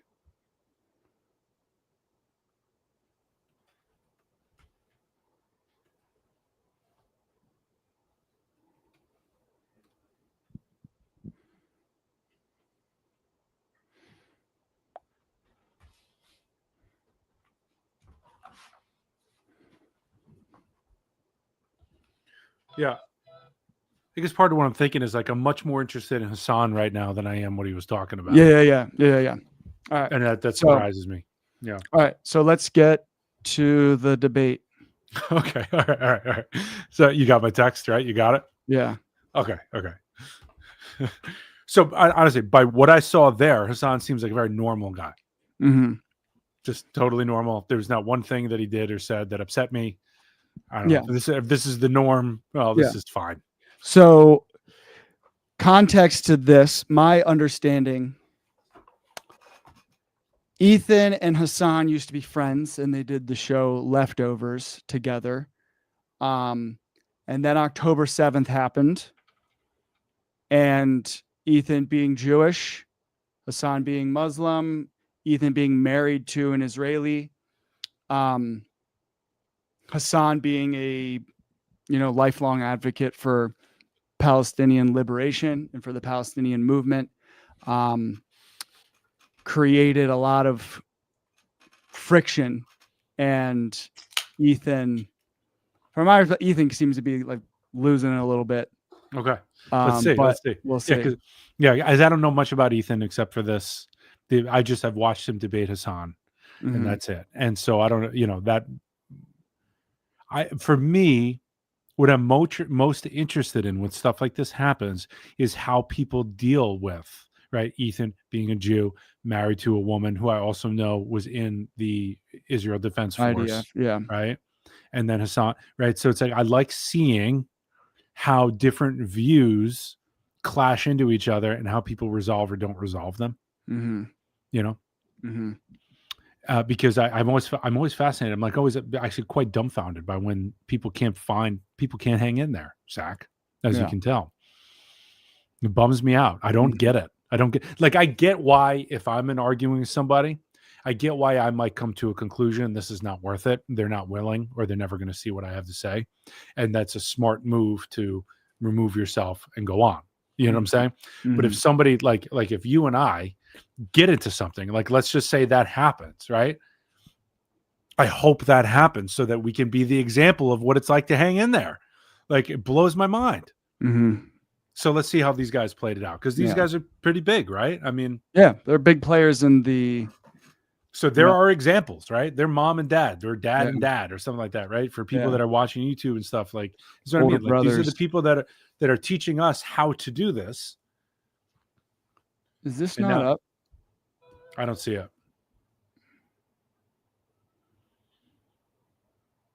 What the heck is going on? Oh, I didn't hit add the stage. There we go. Can you hear it? Yeah.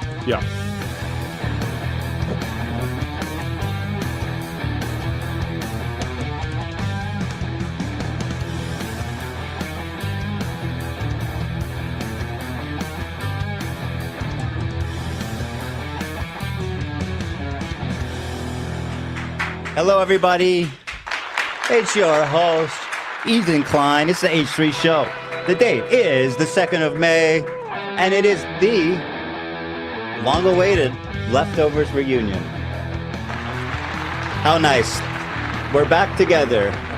Do you know when it starts, or do we want to And let? it's Do going you to want end to let a it lot ride? better than the second time, right? I mean, it's going to end a lot better the second time than it did the first time, Oh, right? no. How could it be worse? I would love for that to be the case. Sure. Hassan is calling in, of course, at Click 12:30. ahead a little bit, because it looks like there's some markers All on right. that, right? Stand by.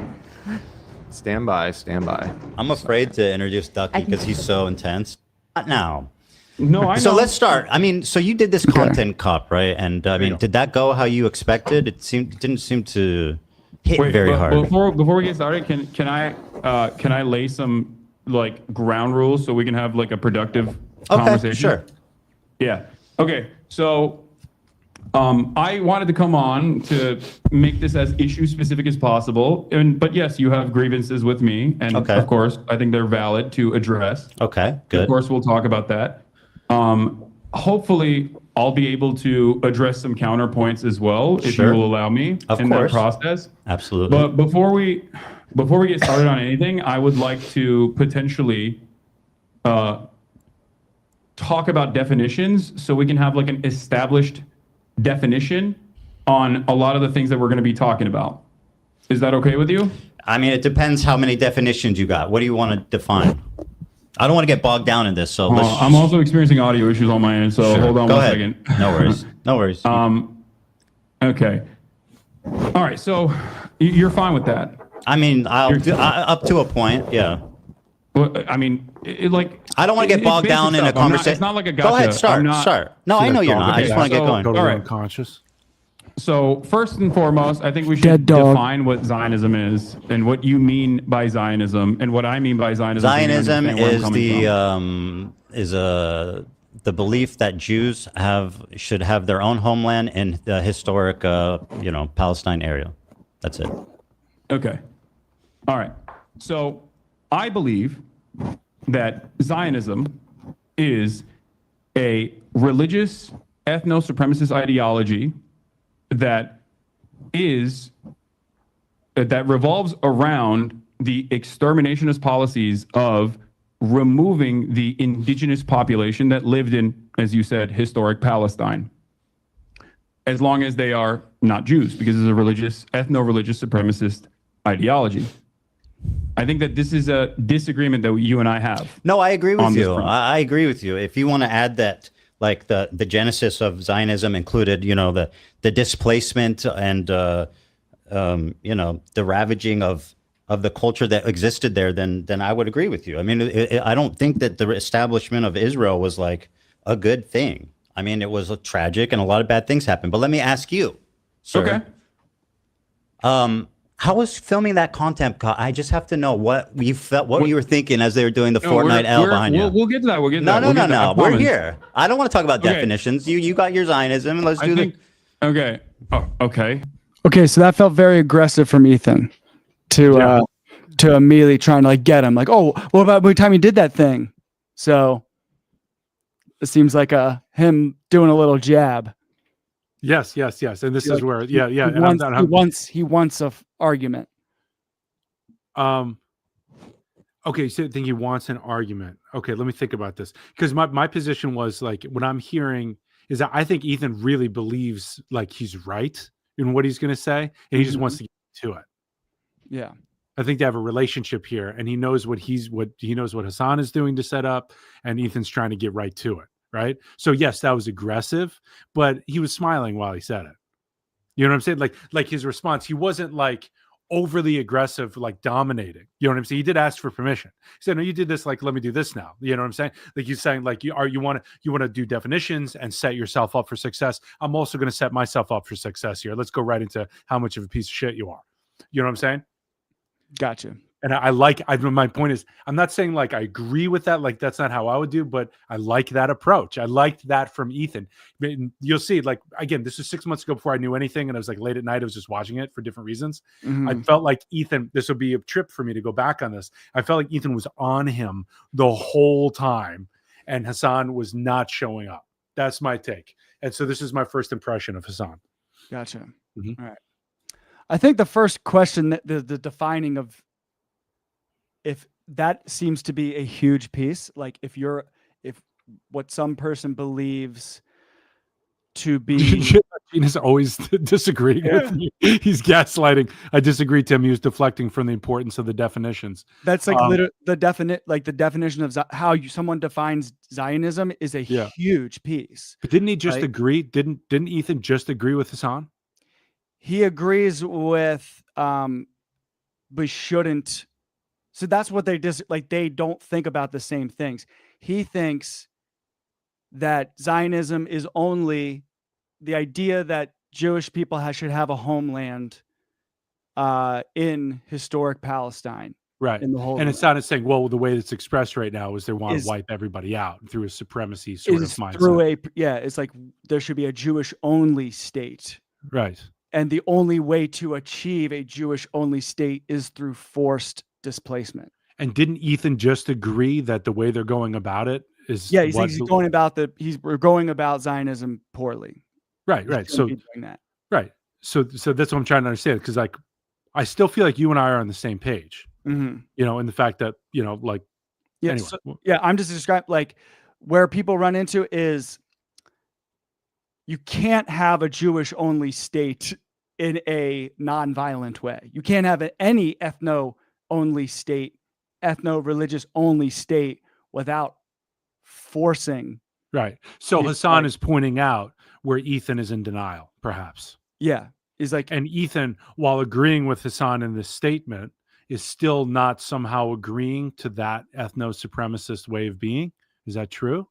Because like he doesn't agree with the ethno-supremacist way of being. He just thinks that like he has a split that like Zionism actually is something different than what it's material. Right. So there's another metaphor here that I'm not going to be able to think of. Right. But it's something to do with so Ethan is not including all of what that means. Right. Yeah. So like Americans need to have a home.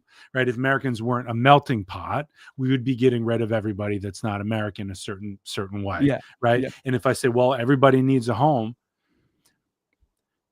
I see why this is a difficult conversation and why we've avoided it and why I always do, because I think there's a difference between having a home for my family and having a home for a country.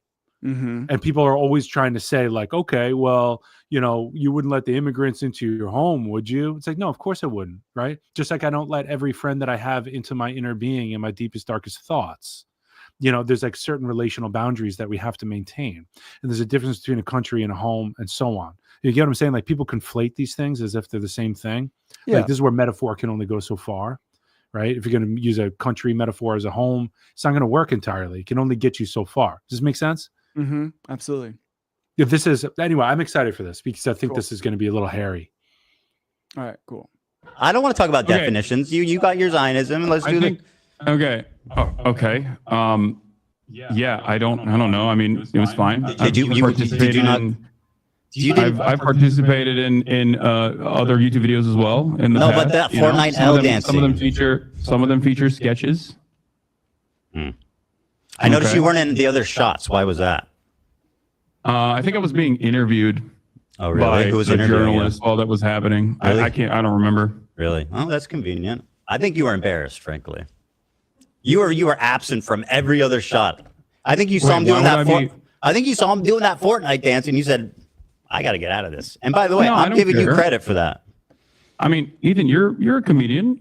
You know, you participated in some sketches. You know, it Not that. happens. I mean, shit. Yeah. Really? You're one of your most famous sketches, you in a fucking diaper. Like, what are you talking about? Yeah. We've done funny things. Okay, you know what? Let's not in debate that. the merit of our comedy. You're right. I'm very hacky, and so are you. So- By the way, you believe Yeah, that the that's likes fine. were botted on that. What? You had said you thought the likes were botted on the content cop. Do you still believe that? What? The likes were botted on the content cop? The I don't- I have dislikes no were idea. botted. The dislikes, sorry. Yeah, you said it was brigaded and was botted, and it was unnatural. The dislikes on the video. I don't really care about this. I don't know. I mean, Well, I I'm don't, asking- I I don't don't care recall if you- saying this, but I don't know why You this is did a say major it. point of contention. All right, so you No, asked that question. Let's get back to some other definitions. Hold on, let me finish, and then you can do your definition. Okay. Do you think it was? Well, it's not my definition. I want to hear your definition. That's fine. I'll answer how you like. Do you? I hope you know that, like, you know, I don't know if you know this, but I didn't publish the content cop. iDubbbz did. Yes, I know that, and I've addressed Okay, him good. thoroughly. All right, do you know that? Do you believe he should have included the context of the CPS call? What? What? You don't know what I'm talking about? Wait. I'm a little confused. You are asking me Yes. what my opinion is On the video. iDubbbz's content cop. Correct. That's correct. About the CPS. I don't know. Maybe. Sure. Okay. Yes. I mean, I think it was more so about like your year-long conquest of deplatforming and also Right. Well, harassing 90% of the clips were quite from the frankly, harassing episode a bunch of entitled pro-Palestine "CPS Came content to My creators. House," Hassan. I don't know if you think that's an important detail. I sure do. Ethan, I think you know my position on this, as I made it very clear. I think it's completely inappropriate to fucking call. No. CPS. That's obvious. I think it's I'm completely saying your inappropriate to call friend CPS Hassan on you a made a content video creator you don't with like. did I a don't know why total you're- fucking I don't know hit why you job. think I have All right, any go ahead. hand Ask me a in this. question. I don't have any, like. Go dude, ahead. Listen. Go ahead. Listen to me. Listen. We're both content creators online.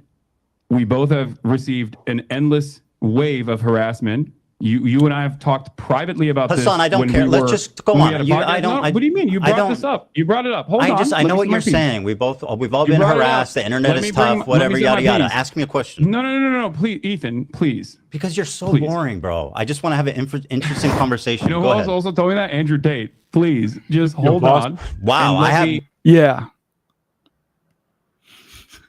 So like I get what Ethan is doing, and I definitely think Hassan could like address it more directly, but then also like when he does finally start to address it in his way, Ethan like so Ethan's also not like solid on anything. He's kind of just They're different sides of the same thing, where there's like almost like too much energy. Like Ethan's like trying to like get somewhere. there's And a it's deep friendship, and they're both very like you can tell the relationship, and they're both like heartbroken by the way it's gone, and they're both like avoiding something.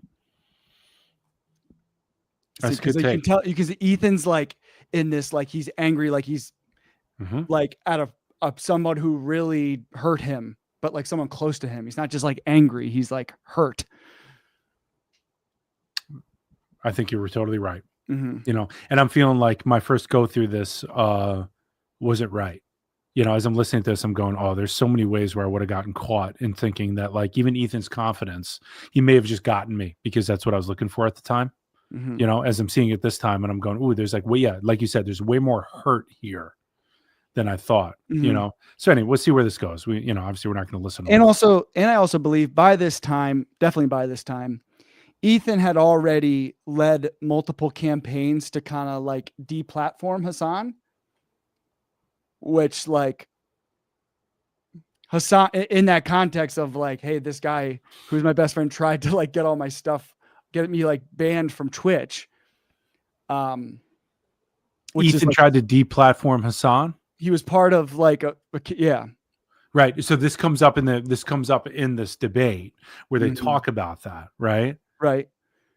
Okay. And, So like, anyways, yeah. right. Okay. So also holding in the context that like I can see Ethan's like Hassan did something to me and we used to be friends and that's fucked up. Right. He's trying to get him. And also Hassan keeping in mind that like this guy, I'm trying to have a discussion with this guy, and this guy tried to like get rid of my livelihood. Mm-hmm. So that's right. You can feel the difference. Like one is like more aggressive and the other one is more like I'm going to not reactive, but I need to like kind of feel my way through this a little bit. Uh-huh. You know what I'm saying? There's probably better language for it, but yeah, there's two different approaches, but okay, let's see what's going on.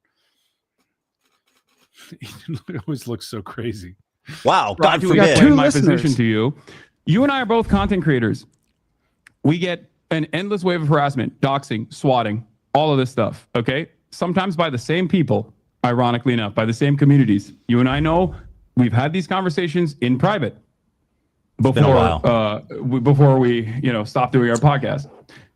And you know my position on this. I think it's completely unacceptable. I know you're because against I am victim CPS. of the same That's exact not, things like, that happened to you in this regard. I would never in a million years advocate ask for me a that sort of question. thing, and don't think it's appropriate. Very And good. I don't Ask know me a why you question. think that I have anything to do with Because this. you're not you're misrepresenting what I asked you. I didn't ask you, do you think it's okay that people called CPS? I asked that the video that you participated in, which was a total fucking hit job that used 90% of its clip from an episode of the podcast called CPS Got Called on Me and didn't even include the title of the podcast. Now, do you think that's fair? I think you should take this up with iDubbbz instead of me. Okay, I sure. didn't Ask me make a any question. Editorial.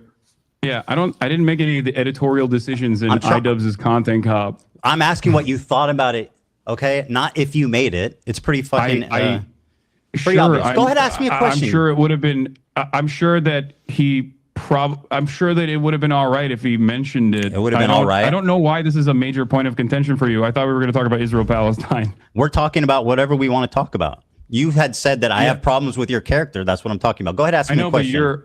But you having problems with my character. Hassan, ask me a question, or I'm so going to move far on to the next removed from topic. You here. asking me about iDubbbz's editorial decisions in his Content Cop. I'm asking about your opinion on it. Go ahead, ask me a question. Okay. So, do you believe that Israel is committing a genocide in Gaza? Yes. Okay, great. Awesome. So you agree with the with numerous human rights organizations, the UN? I already said yes. Okay, great. No, that's important. Thank you for saying that. I also agree on this. If you believe that Israel is committing a genocide in Gaza, okay,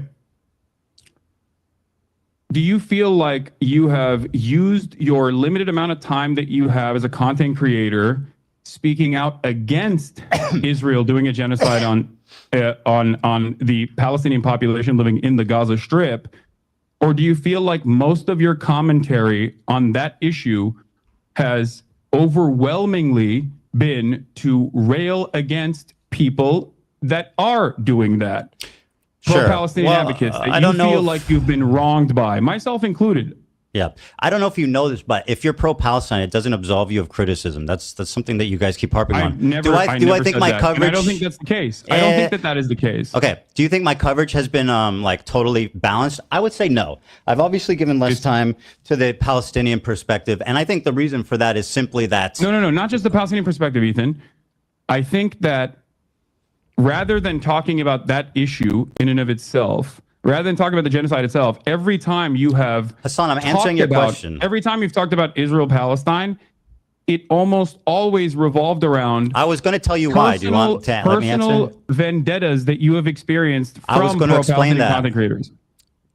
Okay. Would you like me to? You asked me a question, so I'm going to answer Yeah. it. The reason Go for ahead. that being is that I feel like I'm responding to a lot of bullshit that's been passed my way ever since Leftovers ended, starting from you and your community. Now, that's my answer to that. Now, let me ask you about this.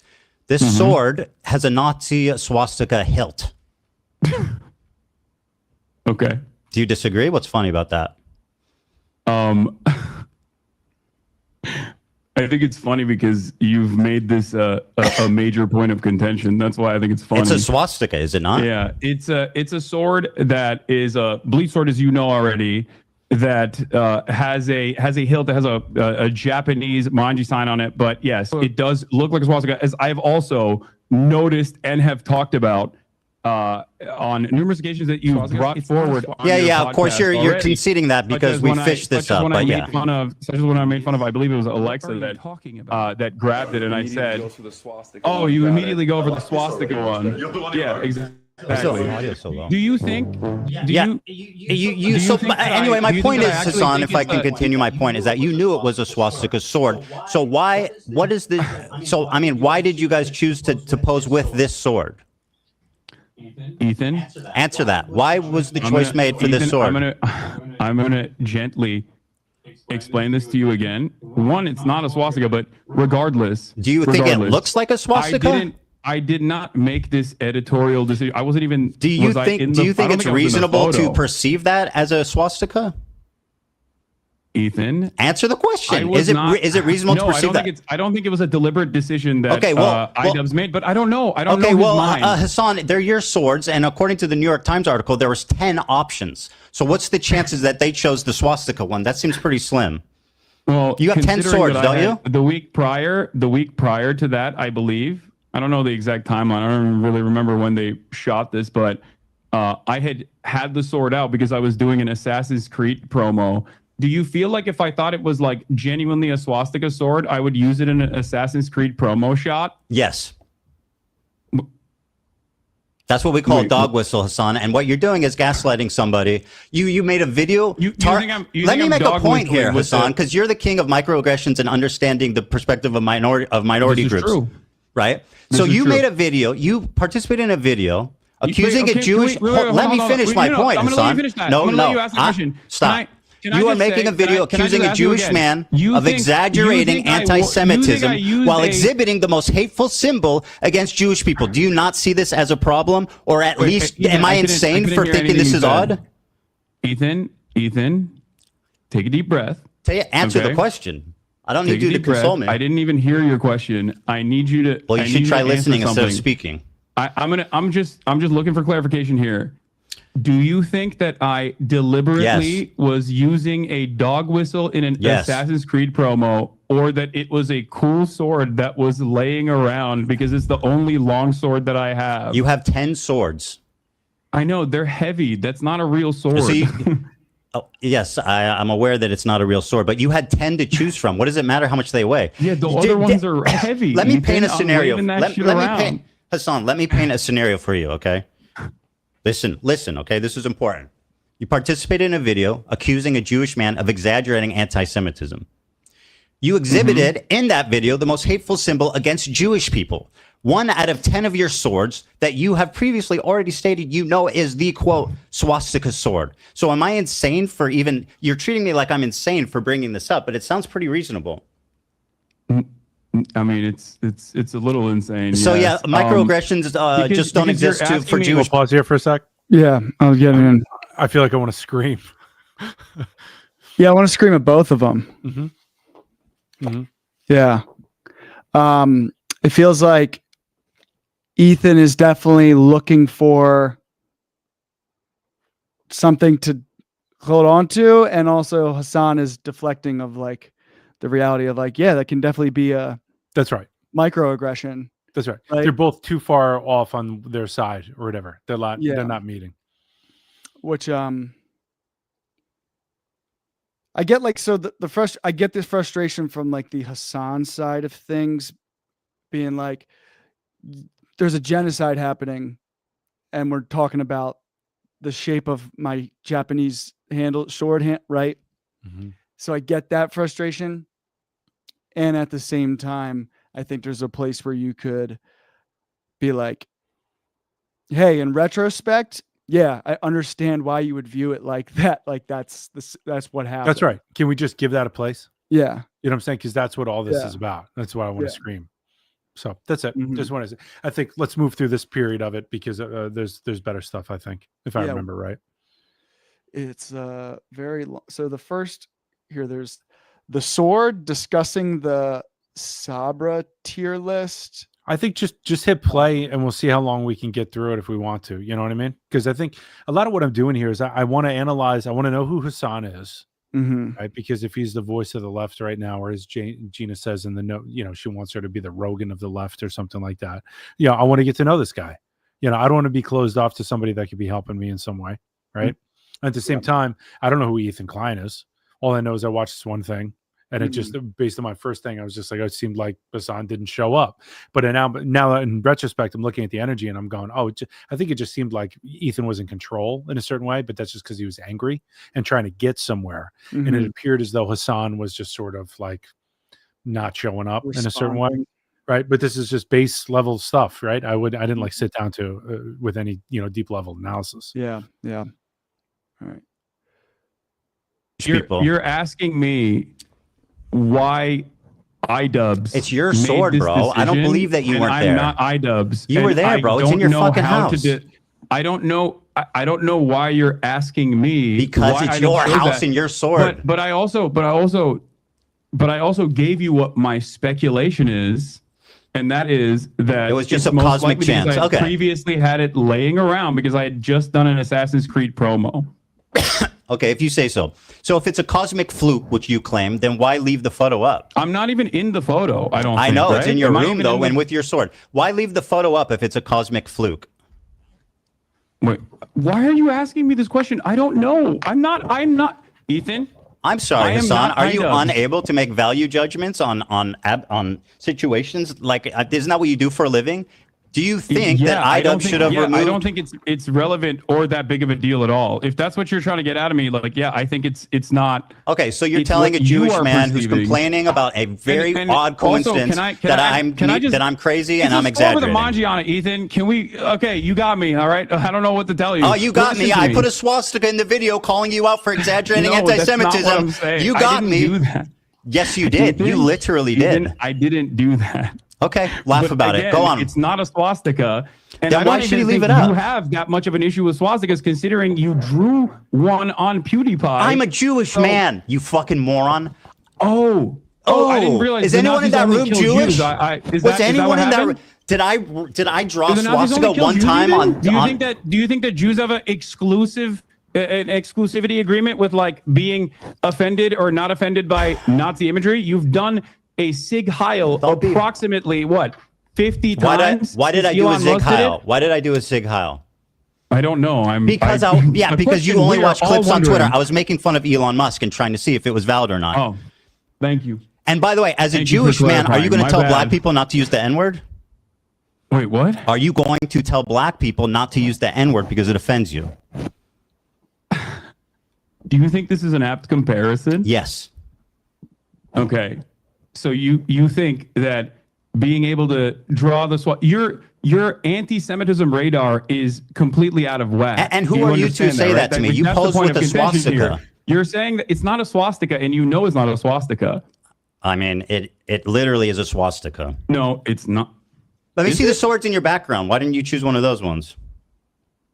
I didn't choose the sword. Ethan. I don't believe you. Do you think this is a productive use of our time? Absolutely. So anyway, you say it's a weird cosmic fluke. Personally, if I think it was a weird cosmic fluke, you say basically it's not a swastika. The difference between the Hindu symbol and But it's not. Okay, right. The difference between the Hindu symbol What and you the drew on Nazi PewDiePie, swastika. on the other hand, was a swastika. I'll finish what I said. Yeah, I'm a Jewish man. I depicted All a right, swastika, that's cool. a tasteless joke I'm on just making sure. on Okay, iDubbbz so you shirt can- 10 years ago. You Yeah. said this is the swastika sword, and you keep it in your house and you use it and pose it in photos, attacking a Jewish man. The fact that you can't I even concede that jokingly looks referred bad. to it as looking like a swastika when my So- friend picked it up. so let if me- I genuinely thought it was a swastika memorabilia, do you think I would keep it in my house? Dude, you're being so obtuse. I know it's not a swastika, right? And I know you know it's not a swastika, but it is literally a swastika also. Because the difference between a swastika and that Hindu symbol is this. You see what I'm doing? This is the difference. If you ask a Hindu person, would they walk around with a swastika sign? Wait, so you know? Fuck so you no. it's They not know a that swastika, looks but like you a keep calling it swastika. a swastika sword. So I'm a little confused. Ask your Hindu friends if they would walk around with like a swastika brandished. They know. Okay. Are you Hindu? I am not Hindu. Okay, interesting. No. So anyway, it was a cosmic Wait, fluke. do you You think that brandished only, what I. Do you think that only Hindu people have bleach swords? Like, what's going on? We're discussing the symbol, not the sword. Okay, go ahead. So pause here for a you think sec. it was a cosmic fluke? Yep. There was What I enjoyed so much of this, because I'm getting flashbacks when I first watched this, was I enjoyed how Ethan was able to stay with his argument. Actually, Yeah. Mhm. you know, because I can get like at the time, I remember I was preparing for a very difficult argument for somebody that was happening a lot of times, you know, and I was finding that I was just getting too emotional, right? And I'm watching Ethan even right now, like he's right there. You know what I mean? He's like, no, we're not talking about that. We're talking about this. And again, I'm not saying Ethan's right. You know, I'm not saying I'm a fan of Ethan. What I'm saying was I was impressed by his capacity to stay with the argument and just stay with it and not get thrown off by any of the emotional stuff or get pissed off. He did call him a fucking moron at one point. You could see that was like, he went right there and then he came back. You know what I'm saying? But I enjoy this. You know, I enjoy watching people spar in a way that seems okay to me. Like these are two people like that seem like this is okay to me. What do you think? Am I way off? Like, obviously, I think it's a giant waste of time, this part, and it's a lot of personal stuff. For me, it feels like, what's the point of doing this of this magnitude, right? If I was like this person that I used to have like a really good friendship with, I feel has created something that has the anti-Semitic microaggression, right? If I truly believe that was something I would talk directly to them face to face or like only between us, right? Yeah, To really get to the truth of it versus like Ethan seems to be making a show of it, right? That's where like I get what he's saying, but in the context of like, and they're doing it in this middle of a debate that's supposed to be about talking about Israel and Palestine and their different, he's like, it's a very personal thing. Yes. That he feels slighted about working out here. Right. Yeah. That's the part. So this is something you and I may have to deal with at some point, meaning like this happened to me with everybody that I did shows with over the years. The relationship changes, right? And I see what Gina's writing here said. Sorry, came behind this. I was ready for a productive debate, and this is not that. It's absolutely true. It's absolutely true, right? But I'll say from the beginning, the reason why I was attracted to this was because I liked the way Ethan maintained his composure and was able to like handle the debate. And it was my first introduction to Hassan, so I was like, oh, it seems like Hassan's not showing up to do anything, right? And now as I go through this again, it's a much different view, right? But again, of course, we haven't watched the whole thing. Right? Yeah, but there's something that happens to relationships when you do shows together, right? Because there's a certain part of you that needs to give something to the audience. So something that was once sacred becomes something that's public. Right? It changes the whole dynamic. Yeah. It's a sacrifice. Truly, if you see it a certain way, it's a sacrifice of somebody who wants to be a public figure in that way. And there's a balance between what you keep sacred and what you put out there. You get what I'm saying? Yeah. That's what I think that's a big learning piece that I had from doing. I'm sure you've gone through it as well, right? This time around, I'm feeling much more in relationship with keeping things personal, being able to share personal things without keeping my own personal sacredness with it, right? Yes. Not like just going, look how vulnerable and authentic I am. I'm going to share my deepest and darkest secrets, right? Yeah.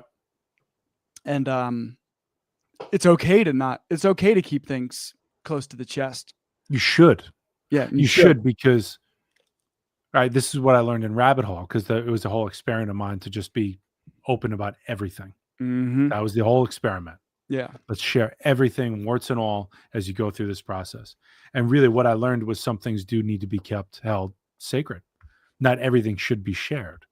Right? We need to have that inner home for that stuff. So you're absolutely right.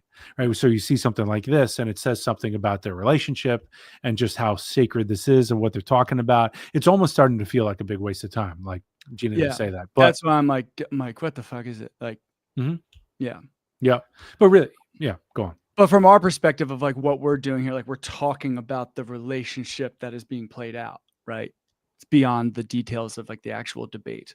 This wasn't a waste of time for me, right? Yeah. But it's starting to feel like a waste of time because what are we doing here, right? And I already got a sense of Hassan. It's changed already. I don't think that he's like a giant piece of shit. I don't know. Basically, where I'm at is I don't know him. I don't know this guy. I only know like what people like other people say, mostly right wingers. Yeah.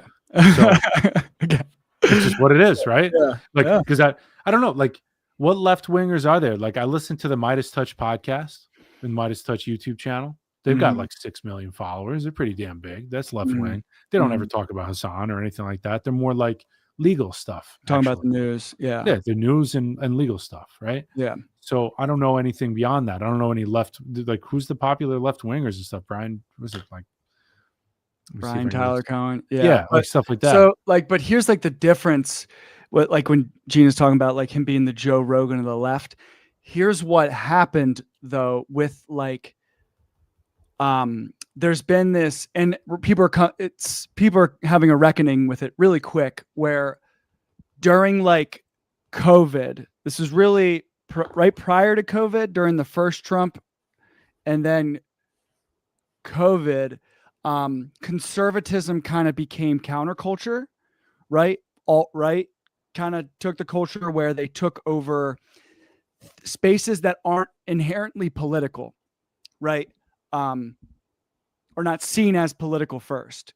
Like Rogan, the reason why Rogan, like you can't have a Joe Rogan of the left because Rogan did not start and build what he became through being political.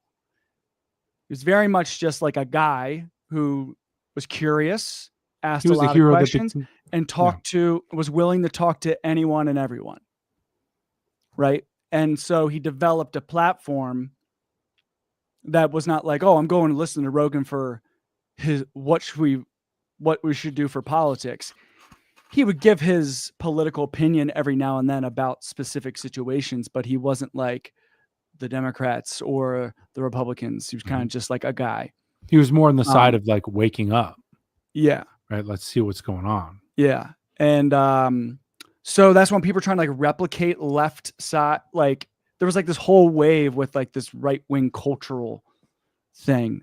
And there's nothing really anyone on the left is really like their job is being a journalist or being a reporter or talking directly about politics, where like right wing guys like Asmongold, he's kind of just like a guy, right? And then he just like talks about conservative shit. Like over time, he like became conservative. So yeah, like everyone like on the left is like people who talk about politics directly. There's no like cultural left in that way. Does that make sense? Yeah, I'm thinking about why that is, right? Because when I think of the left, I think of people that are on the side of inclusivity, which leads to sort of like evolution, right? It's sort of like, again, when I simply put, this could be wrong, right? I think of the left as like on the side of life and right on the side of like keeping things a certain way. And that view is their view of how things are going to like be okay, right? It's a sort of like keep everything the same, right? If we're going to talk about the healing or unhealed ego, right? The ego wants to keep you safe and happy. The unhealed ego wants to keep everything the same. That way we're happy. We know what's going on, right? The healing ego knows that life is always changing and is open to changes and possibilities and knows that if you're ever going to get where you're going, wherever that is, it has to be inclusivity based on inclusivity, right?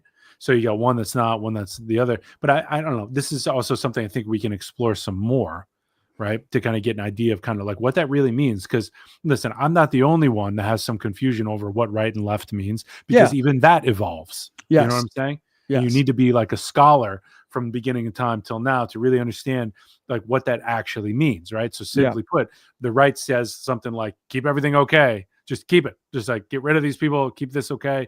Let's just like keep it this way. And the left is like, no, like let's figure out how to keep everybody involved and let's move with like reform from within based on people's complaints and shit like that. Like you were saying earlier, right? Again, very overly simplified, right? But so I always think of the left as that, but I don't like who's there, like you said, like who's there on the left? Like, I don't know. I feel like Rogan was the hero that became the villain. And I think that that's a tale as old as time. And it has something to do with like the consolidation of someone's consciousness. Like once they know enough, or like enough variety of experiences occurs, like somebody feels like I've got it. I know what's going on. And the moment that they feel like they know what's going on, whatever reason it was that led them to that, now they're the villain. You're no longer on the side of life because nobody knows what's going on. You can know what's going on based on what you know right now and hold that lightly. And it's going to change one moment from now and one moment again. Yeah. Right. But the moment that you think you know what's going on, I think you're getting yourself into some trouble. Right. And I Yeah. think there's some sort of consolidation of his consciousness because he was riding this wave. Anyway, I think Joe Rogan's fascinating. Really, I think the whole thing, like in anybody's life story, right, to track it right there, I think you can learn so much, you know. So all this stuff I'm willing to explore on this show, right? Mhm. But I don't know, even just the idea of just knowing what is what, right? Like the definitions that Hassan wanted to put forward. Yeah. Like, how can we talk about things? And that's what I find so challenging about probably like most conversations about like what is left, what is right. Because when you say the left, right, most people think, oh, anyone who voted for Kamala Harris, right, that's left, right? That includes Dick Cheney. Dick Cheney endorsed Kamala Harris, right? So is Dick Cheney considered the left? You know what I mean? So he's not, right? So there's this really reductive idea of what left and right are. And yeah, it's very relational depending on, right? Because even we'll talk from a meta perspective, being a liberal technically is a right wing thing. It's a conservative. So there's like, because liberalism, whether people talk about being classical liberals, which is what a lot of the Jordan Peterson, Douglas Murray type people that talk about classical liberalism. So liberalism is the ideology of capitalism, right? There wasn't an ideology. There's a capitalism just existed. And then socialism, which is a very, very, very big, broad thing, which is the idea of the collective, right? So starting with, workers' unions and trying to develop some sort of collective power, liberalism was kind of created as the ideology to create capitalism. And within liberalism, there are liberals, right? There's conservatives, right? But it's all like Enlightenment liberalism thought, right? That's the idea. So there's like that context, and then there's this. You're right. So there's the left within capitalism, and then there's like the greater, more historical left. So that's why they're very reductive terms. It's very difficult and requires a lot of hanging in there to like really get like, all right. So when someone says, this is why I love narrative therapy, right? Because when someone could be like, oh, well, I'm a Christian. And I was like, what does that mean to you? Like that could mean a million, billion things being a Christian. Mm-hmm. Right. So I'm with you, man. And I don't know, there's a line of thinking here where like there's a kind of like it's like almost like a characterological approach of like trying to like organize everything and name it and know what it's about. mm-hmm. Right. And I wonder about that sometimes. Like for example, regardless of your like opinion on something like numerology or astrology, right? I understand like probably lose a lot of people right off the bat when we bring something like that up. All right. But if you ever want to explore that, I'm your guy to talk about it because I was the ultimate skeptic. And I also realized that that's what a lot of flat earthers say. And now they're flat earthers, right? They say, I went out to prove it wrong and now I'm a flat earther, right? So the difference is, here's what I'm getting at though. In numerology, something like that, like you could look at the numbers 1 through 9 and you could say, okay, so all of life, including myself and the way all of the impersonal side of life and everything in life goes through these cycles of 1 through 9. And you could say there's a 1 is the beginning and a 9 is the ending. And there's all this stuff in between. All right. And there's one way of looking at these numbers in terms of what they do and what their place is that's characterological. And there's another way that you can enter into it, which is the way that I like to do it now on the more mystical side, where I could enter into a certain number or a certain state of consciousness, and I can like enter into it, where it's like there's no like intellectual pursuit, where I'm now engaging in a living dialogue with a certain quality or a certain part of life. And it's like I'm not relating to it from some definition or some idea that I have of how this is supposed to go. It's a state that's filled with surprise.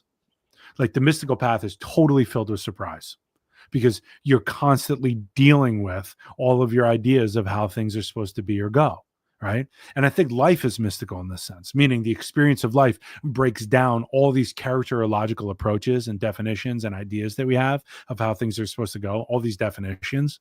And all of that shit falls apart almost immediately as soon as you experience it yourself. Just like you have an idea of what a new job is going to be like, and then you start the job and you realize, oh, this sales job was not what it was like when it was sold to me. I actually have to spend a lot of time logging my miles and convincing certain people in the office to do their fucking job so I can get paid. And like, it turns out that what was on the job description is not actually what it was. And I have to do like, so not only am I sales rep, but I'm also the manager in the office and the guy who logs his miles. And this, you know, like that's what always made me quit, was like, I'd go into something. I'm like, this is not what was sold to me. This is not what it is.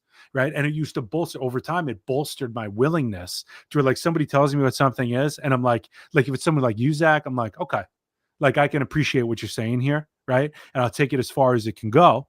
But for the most part, I have to find out for myself. And that's not a knock on you. That's not a knock on anything else. That's a statement on fucking life. You know what I mean? That's how this works.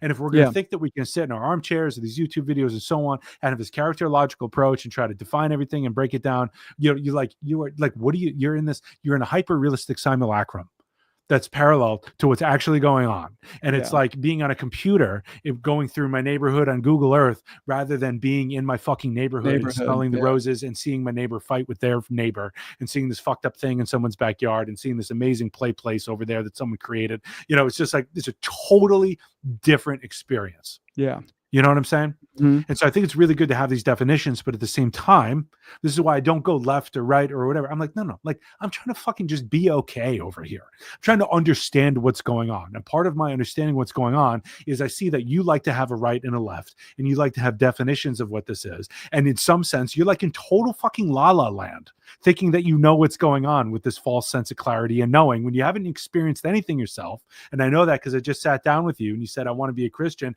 And I asked you, what does it mean to be a Christian? And now you're falling all over yourself trying to explain just this thing that you've lived your whole life based on. That you are, yeah. You know what I'm saying? This unexamined fucking life, you know? And what Rabbit Hole taught me when I said, okay, that's it. I'm going to be like this investigative reporter on the side of life. Yeah, Mike used to always get so pissed off and upset when I would say these things, but I was like, I don't know what else to call myself.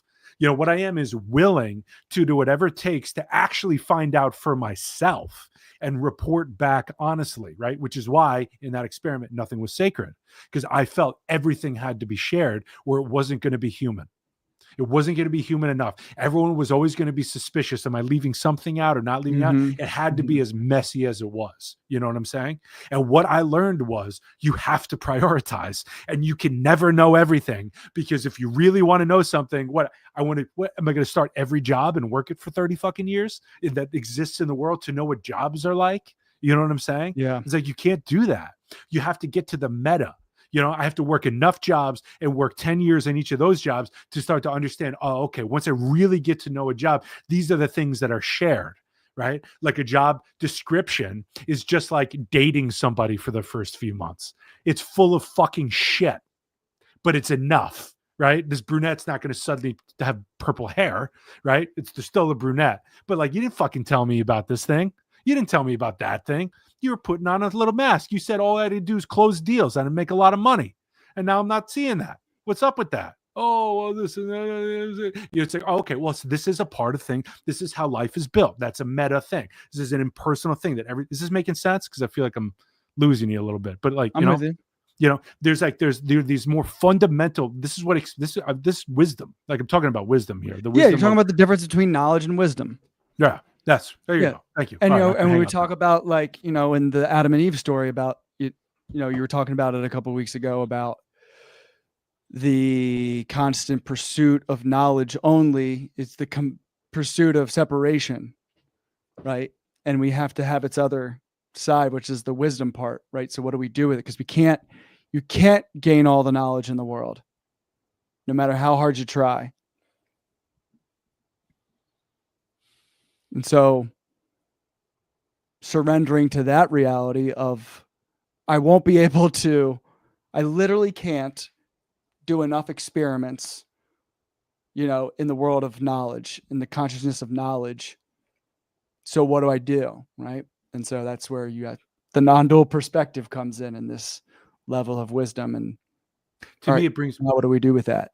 you to a place of quality rather than quantity, Mm-hmm. right? The qualitative experience of life and what it tells you about how life works, you know. And obviously, you and I are involved in a mystical path that uses maps that have been created for thousands of years that people have laid out. I think they're very smart, but they're not the only maps, right? And there's different systems in place that people have talked to that can talk about all this. And I wonder, you know, I would love to find somebody, because I think people that are involved on the level that we're talking about stay out of politics. I don't know anybody. I know very few people that stand 10 toes down on their political beliefs, like, and actually like believe what they believe. Maybe I'll think about what I believe, because I think very generally I'd say I'm always on the side of life, right? Whatever's life enhancing, whatever's Mm-hmm. helping. I personally feel that we are in a age of over conservatism for a very long time. Like not just the Republicans have been in power for a super long time, but like the general like conservatism of capitalism has we're ready to evolve from. We need to evolve out of this economic system and into a new economic management system. And I personally believe like all of reality is showing us that something needs to be changed. Right. And, I see left and right, like Hesed and Gevurah, structure and flow. Right.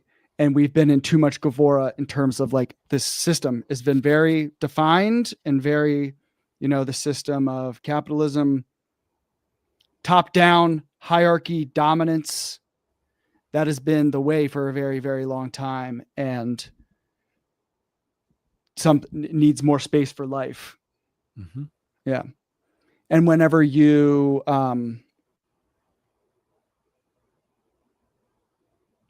aren't in relationship with why this is, like, people are like cancel culture and all those types of things, right? That was, in my opinion, when I see that, I see it as the result of centuries of us not addressing things that needed to be addressed. And with the rise of the internet, it gave these people space to assert power in a material way that they did not were able to do before, right? And so instead of actually materially changing circumstances, this became the only outlet which they could exert that power, right? To deplatform people, cancel people, because it gave them a sense of control, because they haven't had control for so long. And so there was this cancel culture moment, which I even remember myself like, and I was like, that's not cool. But the response to the cancel culture was even pissed me off even more. From the reaction to cancel culture, that made me more upset. I'm like, yeah, I get what your side is saying, but you're also not listening, right? No one was actually listening to why are they doing this, right? Because I'm like, oh yeah, well, they're bringing up some real genuine points that make sense. And as someone of my identity, I was like, all right, I should think about that. What does that mean? Mm-hmm. Right. Because if I'm going to be like, oh, you're overreacting, I don't want someone to overreact to the overreaction, which is what I believe happened. I went a number of ways there, but do you get what I'm saying? Yeah, absolutely. Yeah. I'm thinking about, yeah. It's like, unconsciously, it's just that reactive way, right? It's again, not listening. That's the main thing that I got out of what you said, right? Like we're not listening to each other. In other words, we're not in relationship to them. Like we're looking at the surface, we're lost in the illusion or the appearance of things, and we're not really seeing what it's made of. And in doing so, like we're never going to get anything done, right? Because this is just, it's reactive surface level bullshit, right? Yeah. Like you're not, it's like, I can't think of the metaphor. Your house is burning and you're putting out one fire and the house is burning. It's like, it's not, what are you doing, man? Get out of there. Yeah. So Okay. We're gonna do a couple more. I mean, live streams. Is this okay place to pause for you? Yeah, this feels All right. good. Yeah, I had a good time with this one. it was good. I have no idea how these things are going to be received. I'm a bit of a fog, so I'm just happy to hear you talk. To be honest, Yeah. meaning like just with all the shit I got going on, it's nice to be here and nice to talk about this stuff. This Yeah. was nice because it wasn't like I wanted to get to know Hassan a little bit. Really, I did. That's the kind of thing. I want to explore this stuff and also be excited while I do this, not just like have another job. Yeah. Yeah. So some of the things we could talk about in the future, I would think, like, you ever watch a guy Voidzilla? CoffeeZilla? CoffeeZilla? Yeah, Yeah. maybe it's Voidzilla is another channel of his or something Yeah. like that, right? In the Zilla, Yeah. Yeah. like I like some of his I know he's videos done some good stuff. for our format, the way he presents it. Mm-hmm. That might lend itself to some topics that we want to talk about, right? Mhm. We talked about the gambling ones and otherwise, right? But I also do, just for fun, I do want to watch the Professor Dave thing with David Weiss on Flat Earth. Oh, yeah. That one Yeah. would just be fun to do, and so on. Mm-hmm. I want to explore some of the immigration stuff that's going on in Europe, especially, Mhm. and just like the rise of the right wing, throwing everybody out of the country, no asylum kind of stuff, which I think is interesting. Mm-hmm. And a lot of the anti-fascist stuff that's going on in our country in particular, and also in Europe, right? But what I find fascinating is people on both sides. It's always the same deal with me, whereas like I like both sides, the right and the left, the way they approach these protests, and both of them have a completely different view on what's going on when I watch their videos, and I'm like, this is insane. I'm like how the fuck can we get anything done here? Because both people are like big YouTube people that I trust and I like, and they will like look at the same video, have two completely different views, and I'm like, Jesus, man, like that's where like I want to come in and just try to like build a bridge. Mm-hmm. Like I'm like, all right, you guys do anything, let me do my thing. Let's build that bridge now. Let's get mom and dad talking again. Okay. Who do you think on the right is people that you would think that there would be potential like bridge builders? I don't think there are bridge builders on the right. I don't know if that's what they're doing. Yeah. The left is bridge builders, the way I see it. Yeah. And the right seems to be trying to prove a point, defend a position. So that's what I have. Something I'm trying to navigate is there's a lot of like liberal centrist people that are always like, oh, well, we need to bring both sides in. But if one side, typically, I haven't seen any conservatives that are like genuine and like, oh, I'm actually trying to. They just use that as a way to shift it further to the right, which I think is something. I find military guys that are far right. Correct. Oh, far right military. No. Well, like they'll come off as far right, but military guys, they're actually not. Surprisingly less far right. They are actually pretty central liberal type people.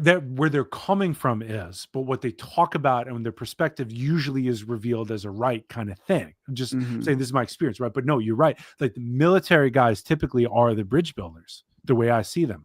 And that comes from their commitment to protecting the country and being able to take orders from whatever president there is, right? So there's a certain way that they've cultivated that within themselves. So this is actually one of the guys I wanted to bring forward. Like, there's a time when I explored a lot of Navy SEALs, special operations stuff.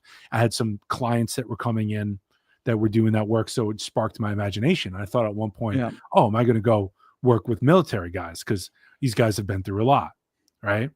And I had a knack for like working with that because I was an athlete or so on. I didn't go through what they went through, but I know what hard work and commitment is in that way and so on. So I could connect with them. So there's a lot, like military guys are good bridge builders in that sense. And they do that by not building bridges. Funny enough, they don't even attempt to build the bridge. They just say, I'm not taking sides. Fascinating. You get what I'm saying? That's the closest that I've seen. So maybe we're doing the wrong thing.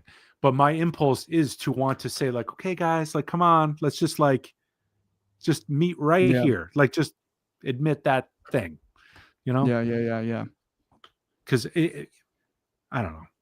Like, so let's open our hearts a little bit. It doesn't mean you're not giving anything up by opening your heart. Yeah. I think we're seeing a harder time for people on the left.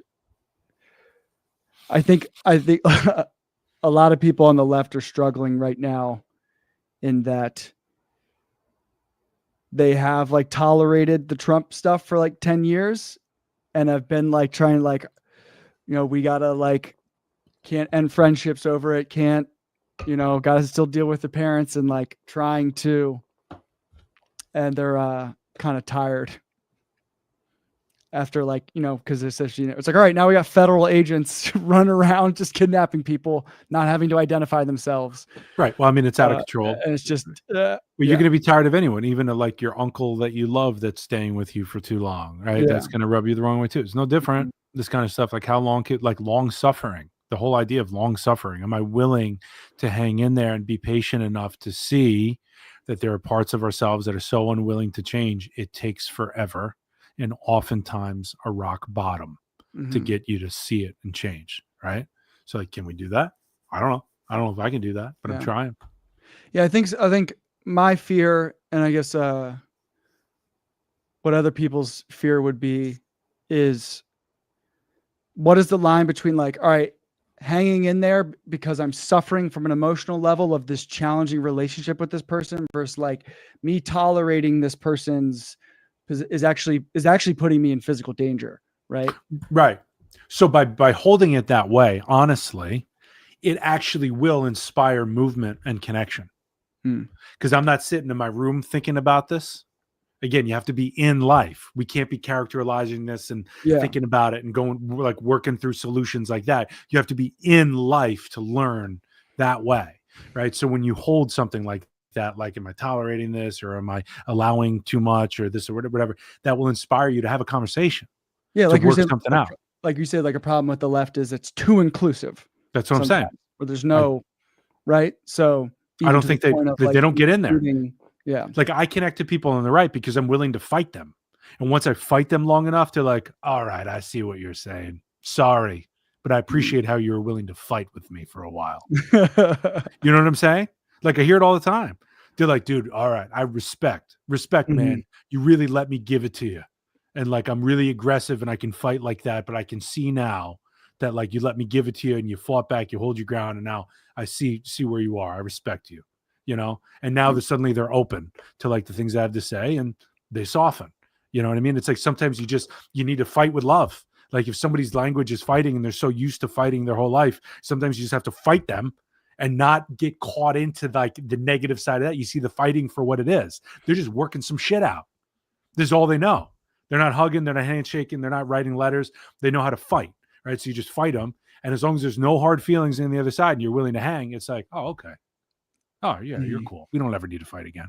It's like one of those things, right? It's like a moment that you just have to meet because it's like a wounding that needed to come out, Anyway, we'll talk more about that kind of stuff, but this is why not everybody's built for every position to heal everything, right? Some people can fight, some people don't, and not everyone's meant to fight like that, Yeah. But I grew up fighting, so that's just what I do. It's just my clients start yelling at me, and I'm like, I just settle in. I'm like, yeah, man, yeah, let's fucking go. All like, right. You want to go? You want to go? Like, let's go. Like, we'll go. You pay me to go like this. Let's go. And you'll get there. We'll get there too. So I haven't had a healthy fight with a client yet, so. Really? Maybe one day. Yeah. Maybe one day. It's not a fight. It probably could be because maybe I'm too agreeable sometimes. It's not a fight. It's wrestling. It is. Well, you'll look and see if it's too agreeable or so on, right? And you say like, how is this self-protective? Am I avoiding something that could be potentially life enhancing? And can I handle and can they handle the evolution that's going to happen through some positive friction here? Right? Because what's happening is somebody's challenging. Typically what they're doing is they're challenging me where they're not realizing that there's some protective thing that's going on where they really need to be right. So they're trying to dominate me. You're not realizing that they're trying to dominate me. And by me just not letting them dominate them, not letting them dominate me, it'll look to the outside like it's a fight. But really, I'm just kind of like going left, right? There's throwing punch after punch after punch. And I'm just going, yeah, but no. Nah, and it's like one of those things where it can look like a fight, but it's really not. They're just trying to dominate me. And that's a part of that. Like, there's a weakness or an insecurity or something that needs to, like, they're used to being maybe the smartest in the room, but they're not going to dominate me with that because that's not the right paradigm. Yeah. Right. So all the world is doing this, right? And some people do need to work it out like that, truly, at first. Obviously, that's not the way, but some people need that because that's just how they've learned how to get by. And so they need to be met there first. And then after that, they can let it go. Because really what they do is they see how crazy it is for the first time. You let them fight it out consciously, like you fight with them and you don't get pulled into any of their shit. And then they go, oh, so that's how you're supposed to fight. And if you fight like that, I don't need to fight. You get what I'm saying? I got you. Yeah. So, okay. So we'll come back for more. We'll do this tomorrow and the next day. And then we'll start doing this. What time did you say tomorrow? 7 o'clock? Something like that. Yeah, cool. All right. So shout out to Gina for being here. And the other person, whoever's here, we have two viewers. So shout out to viewer number 2. All right. Tomorrow at 7. Love you, brother. See you then. So.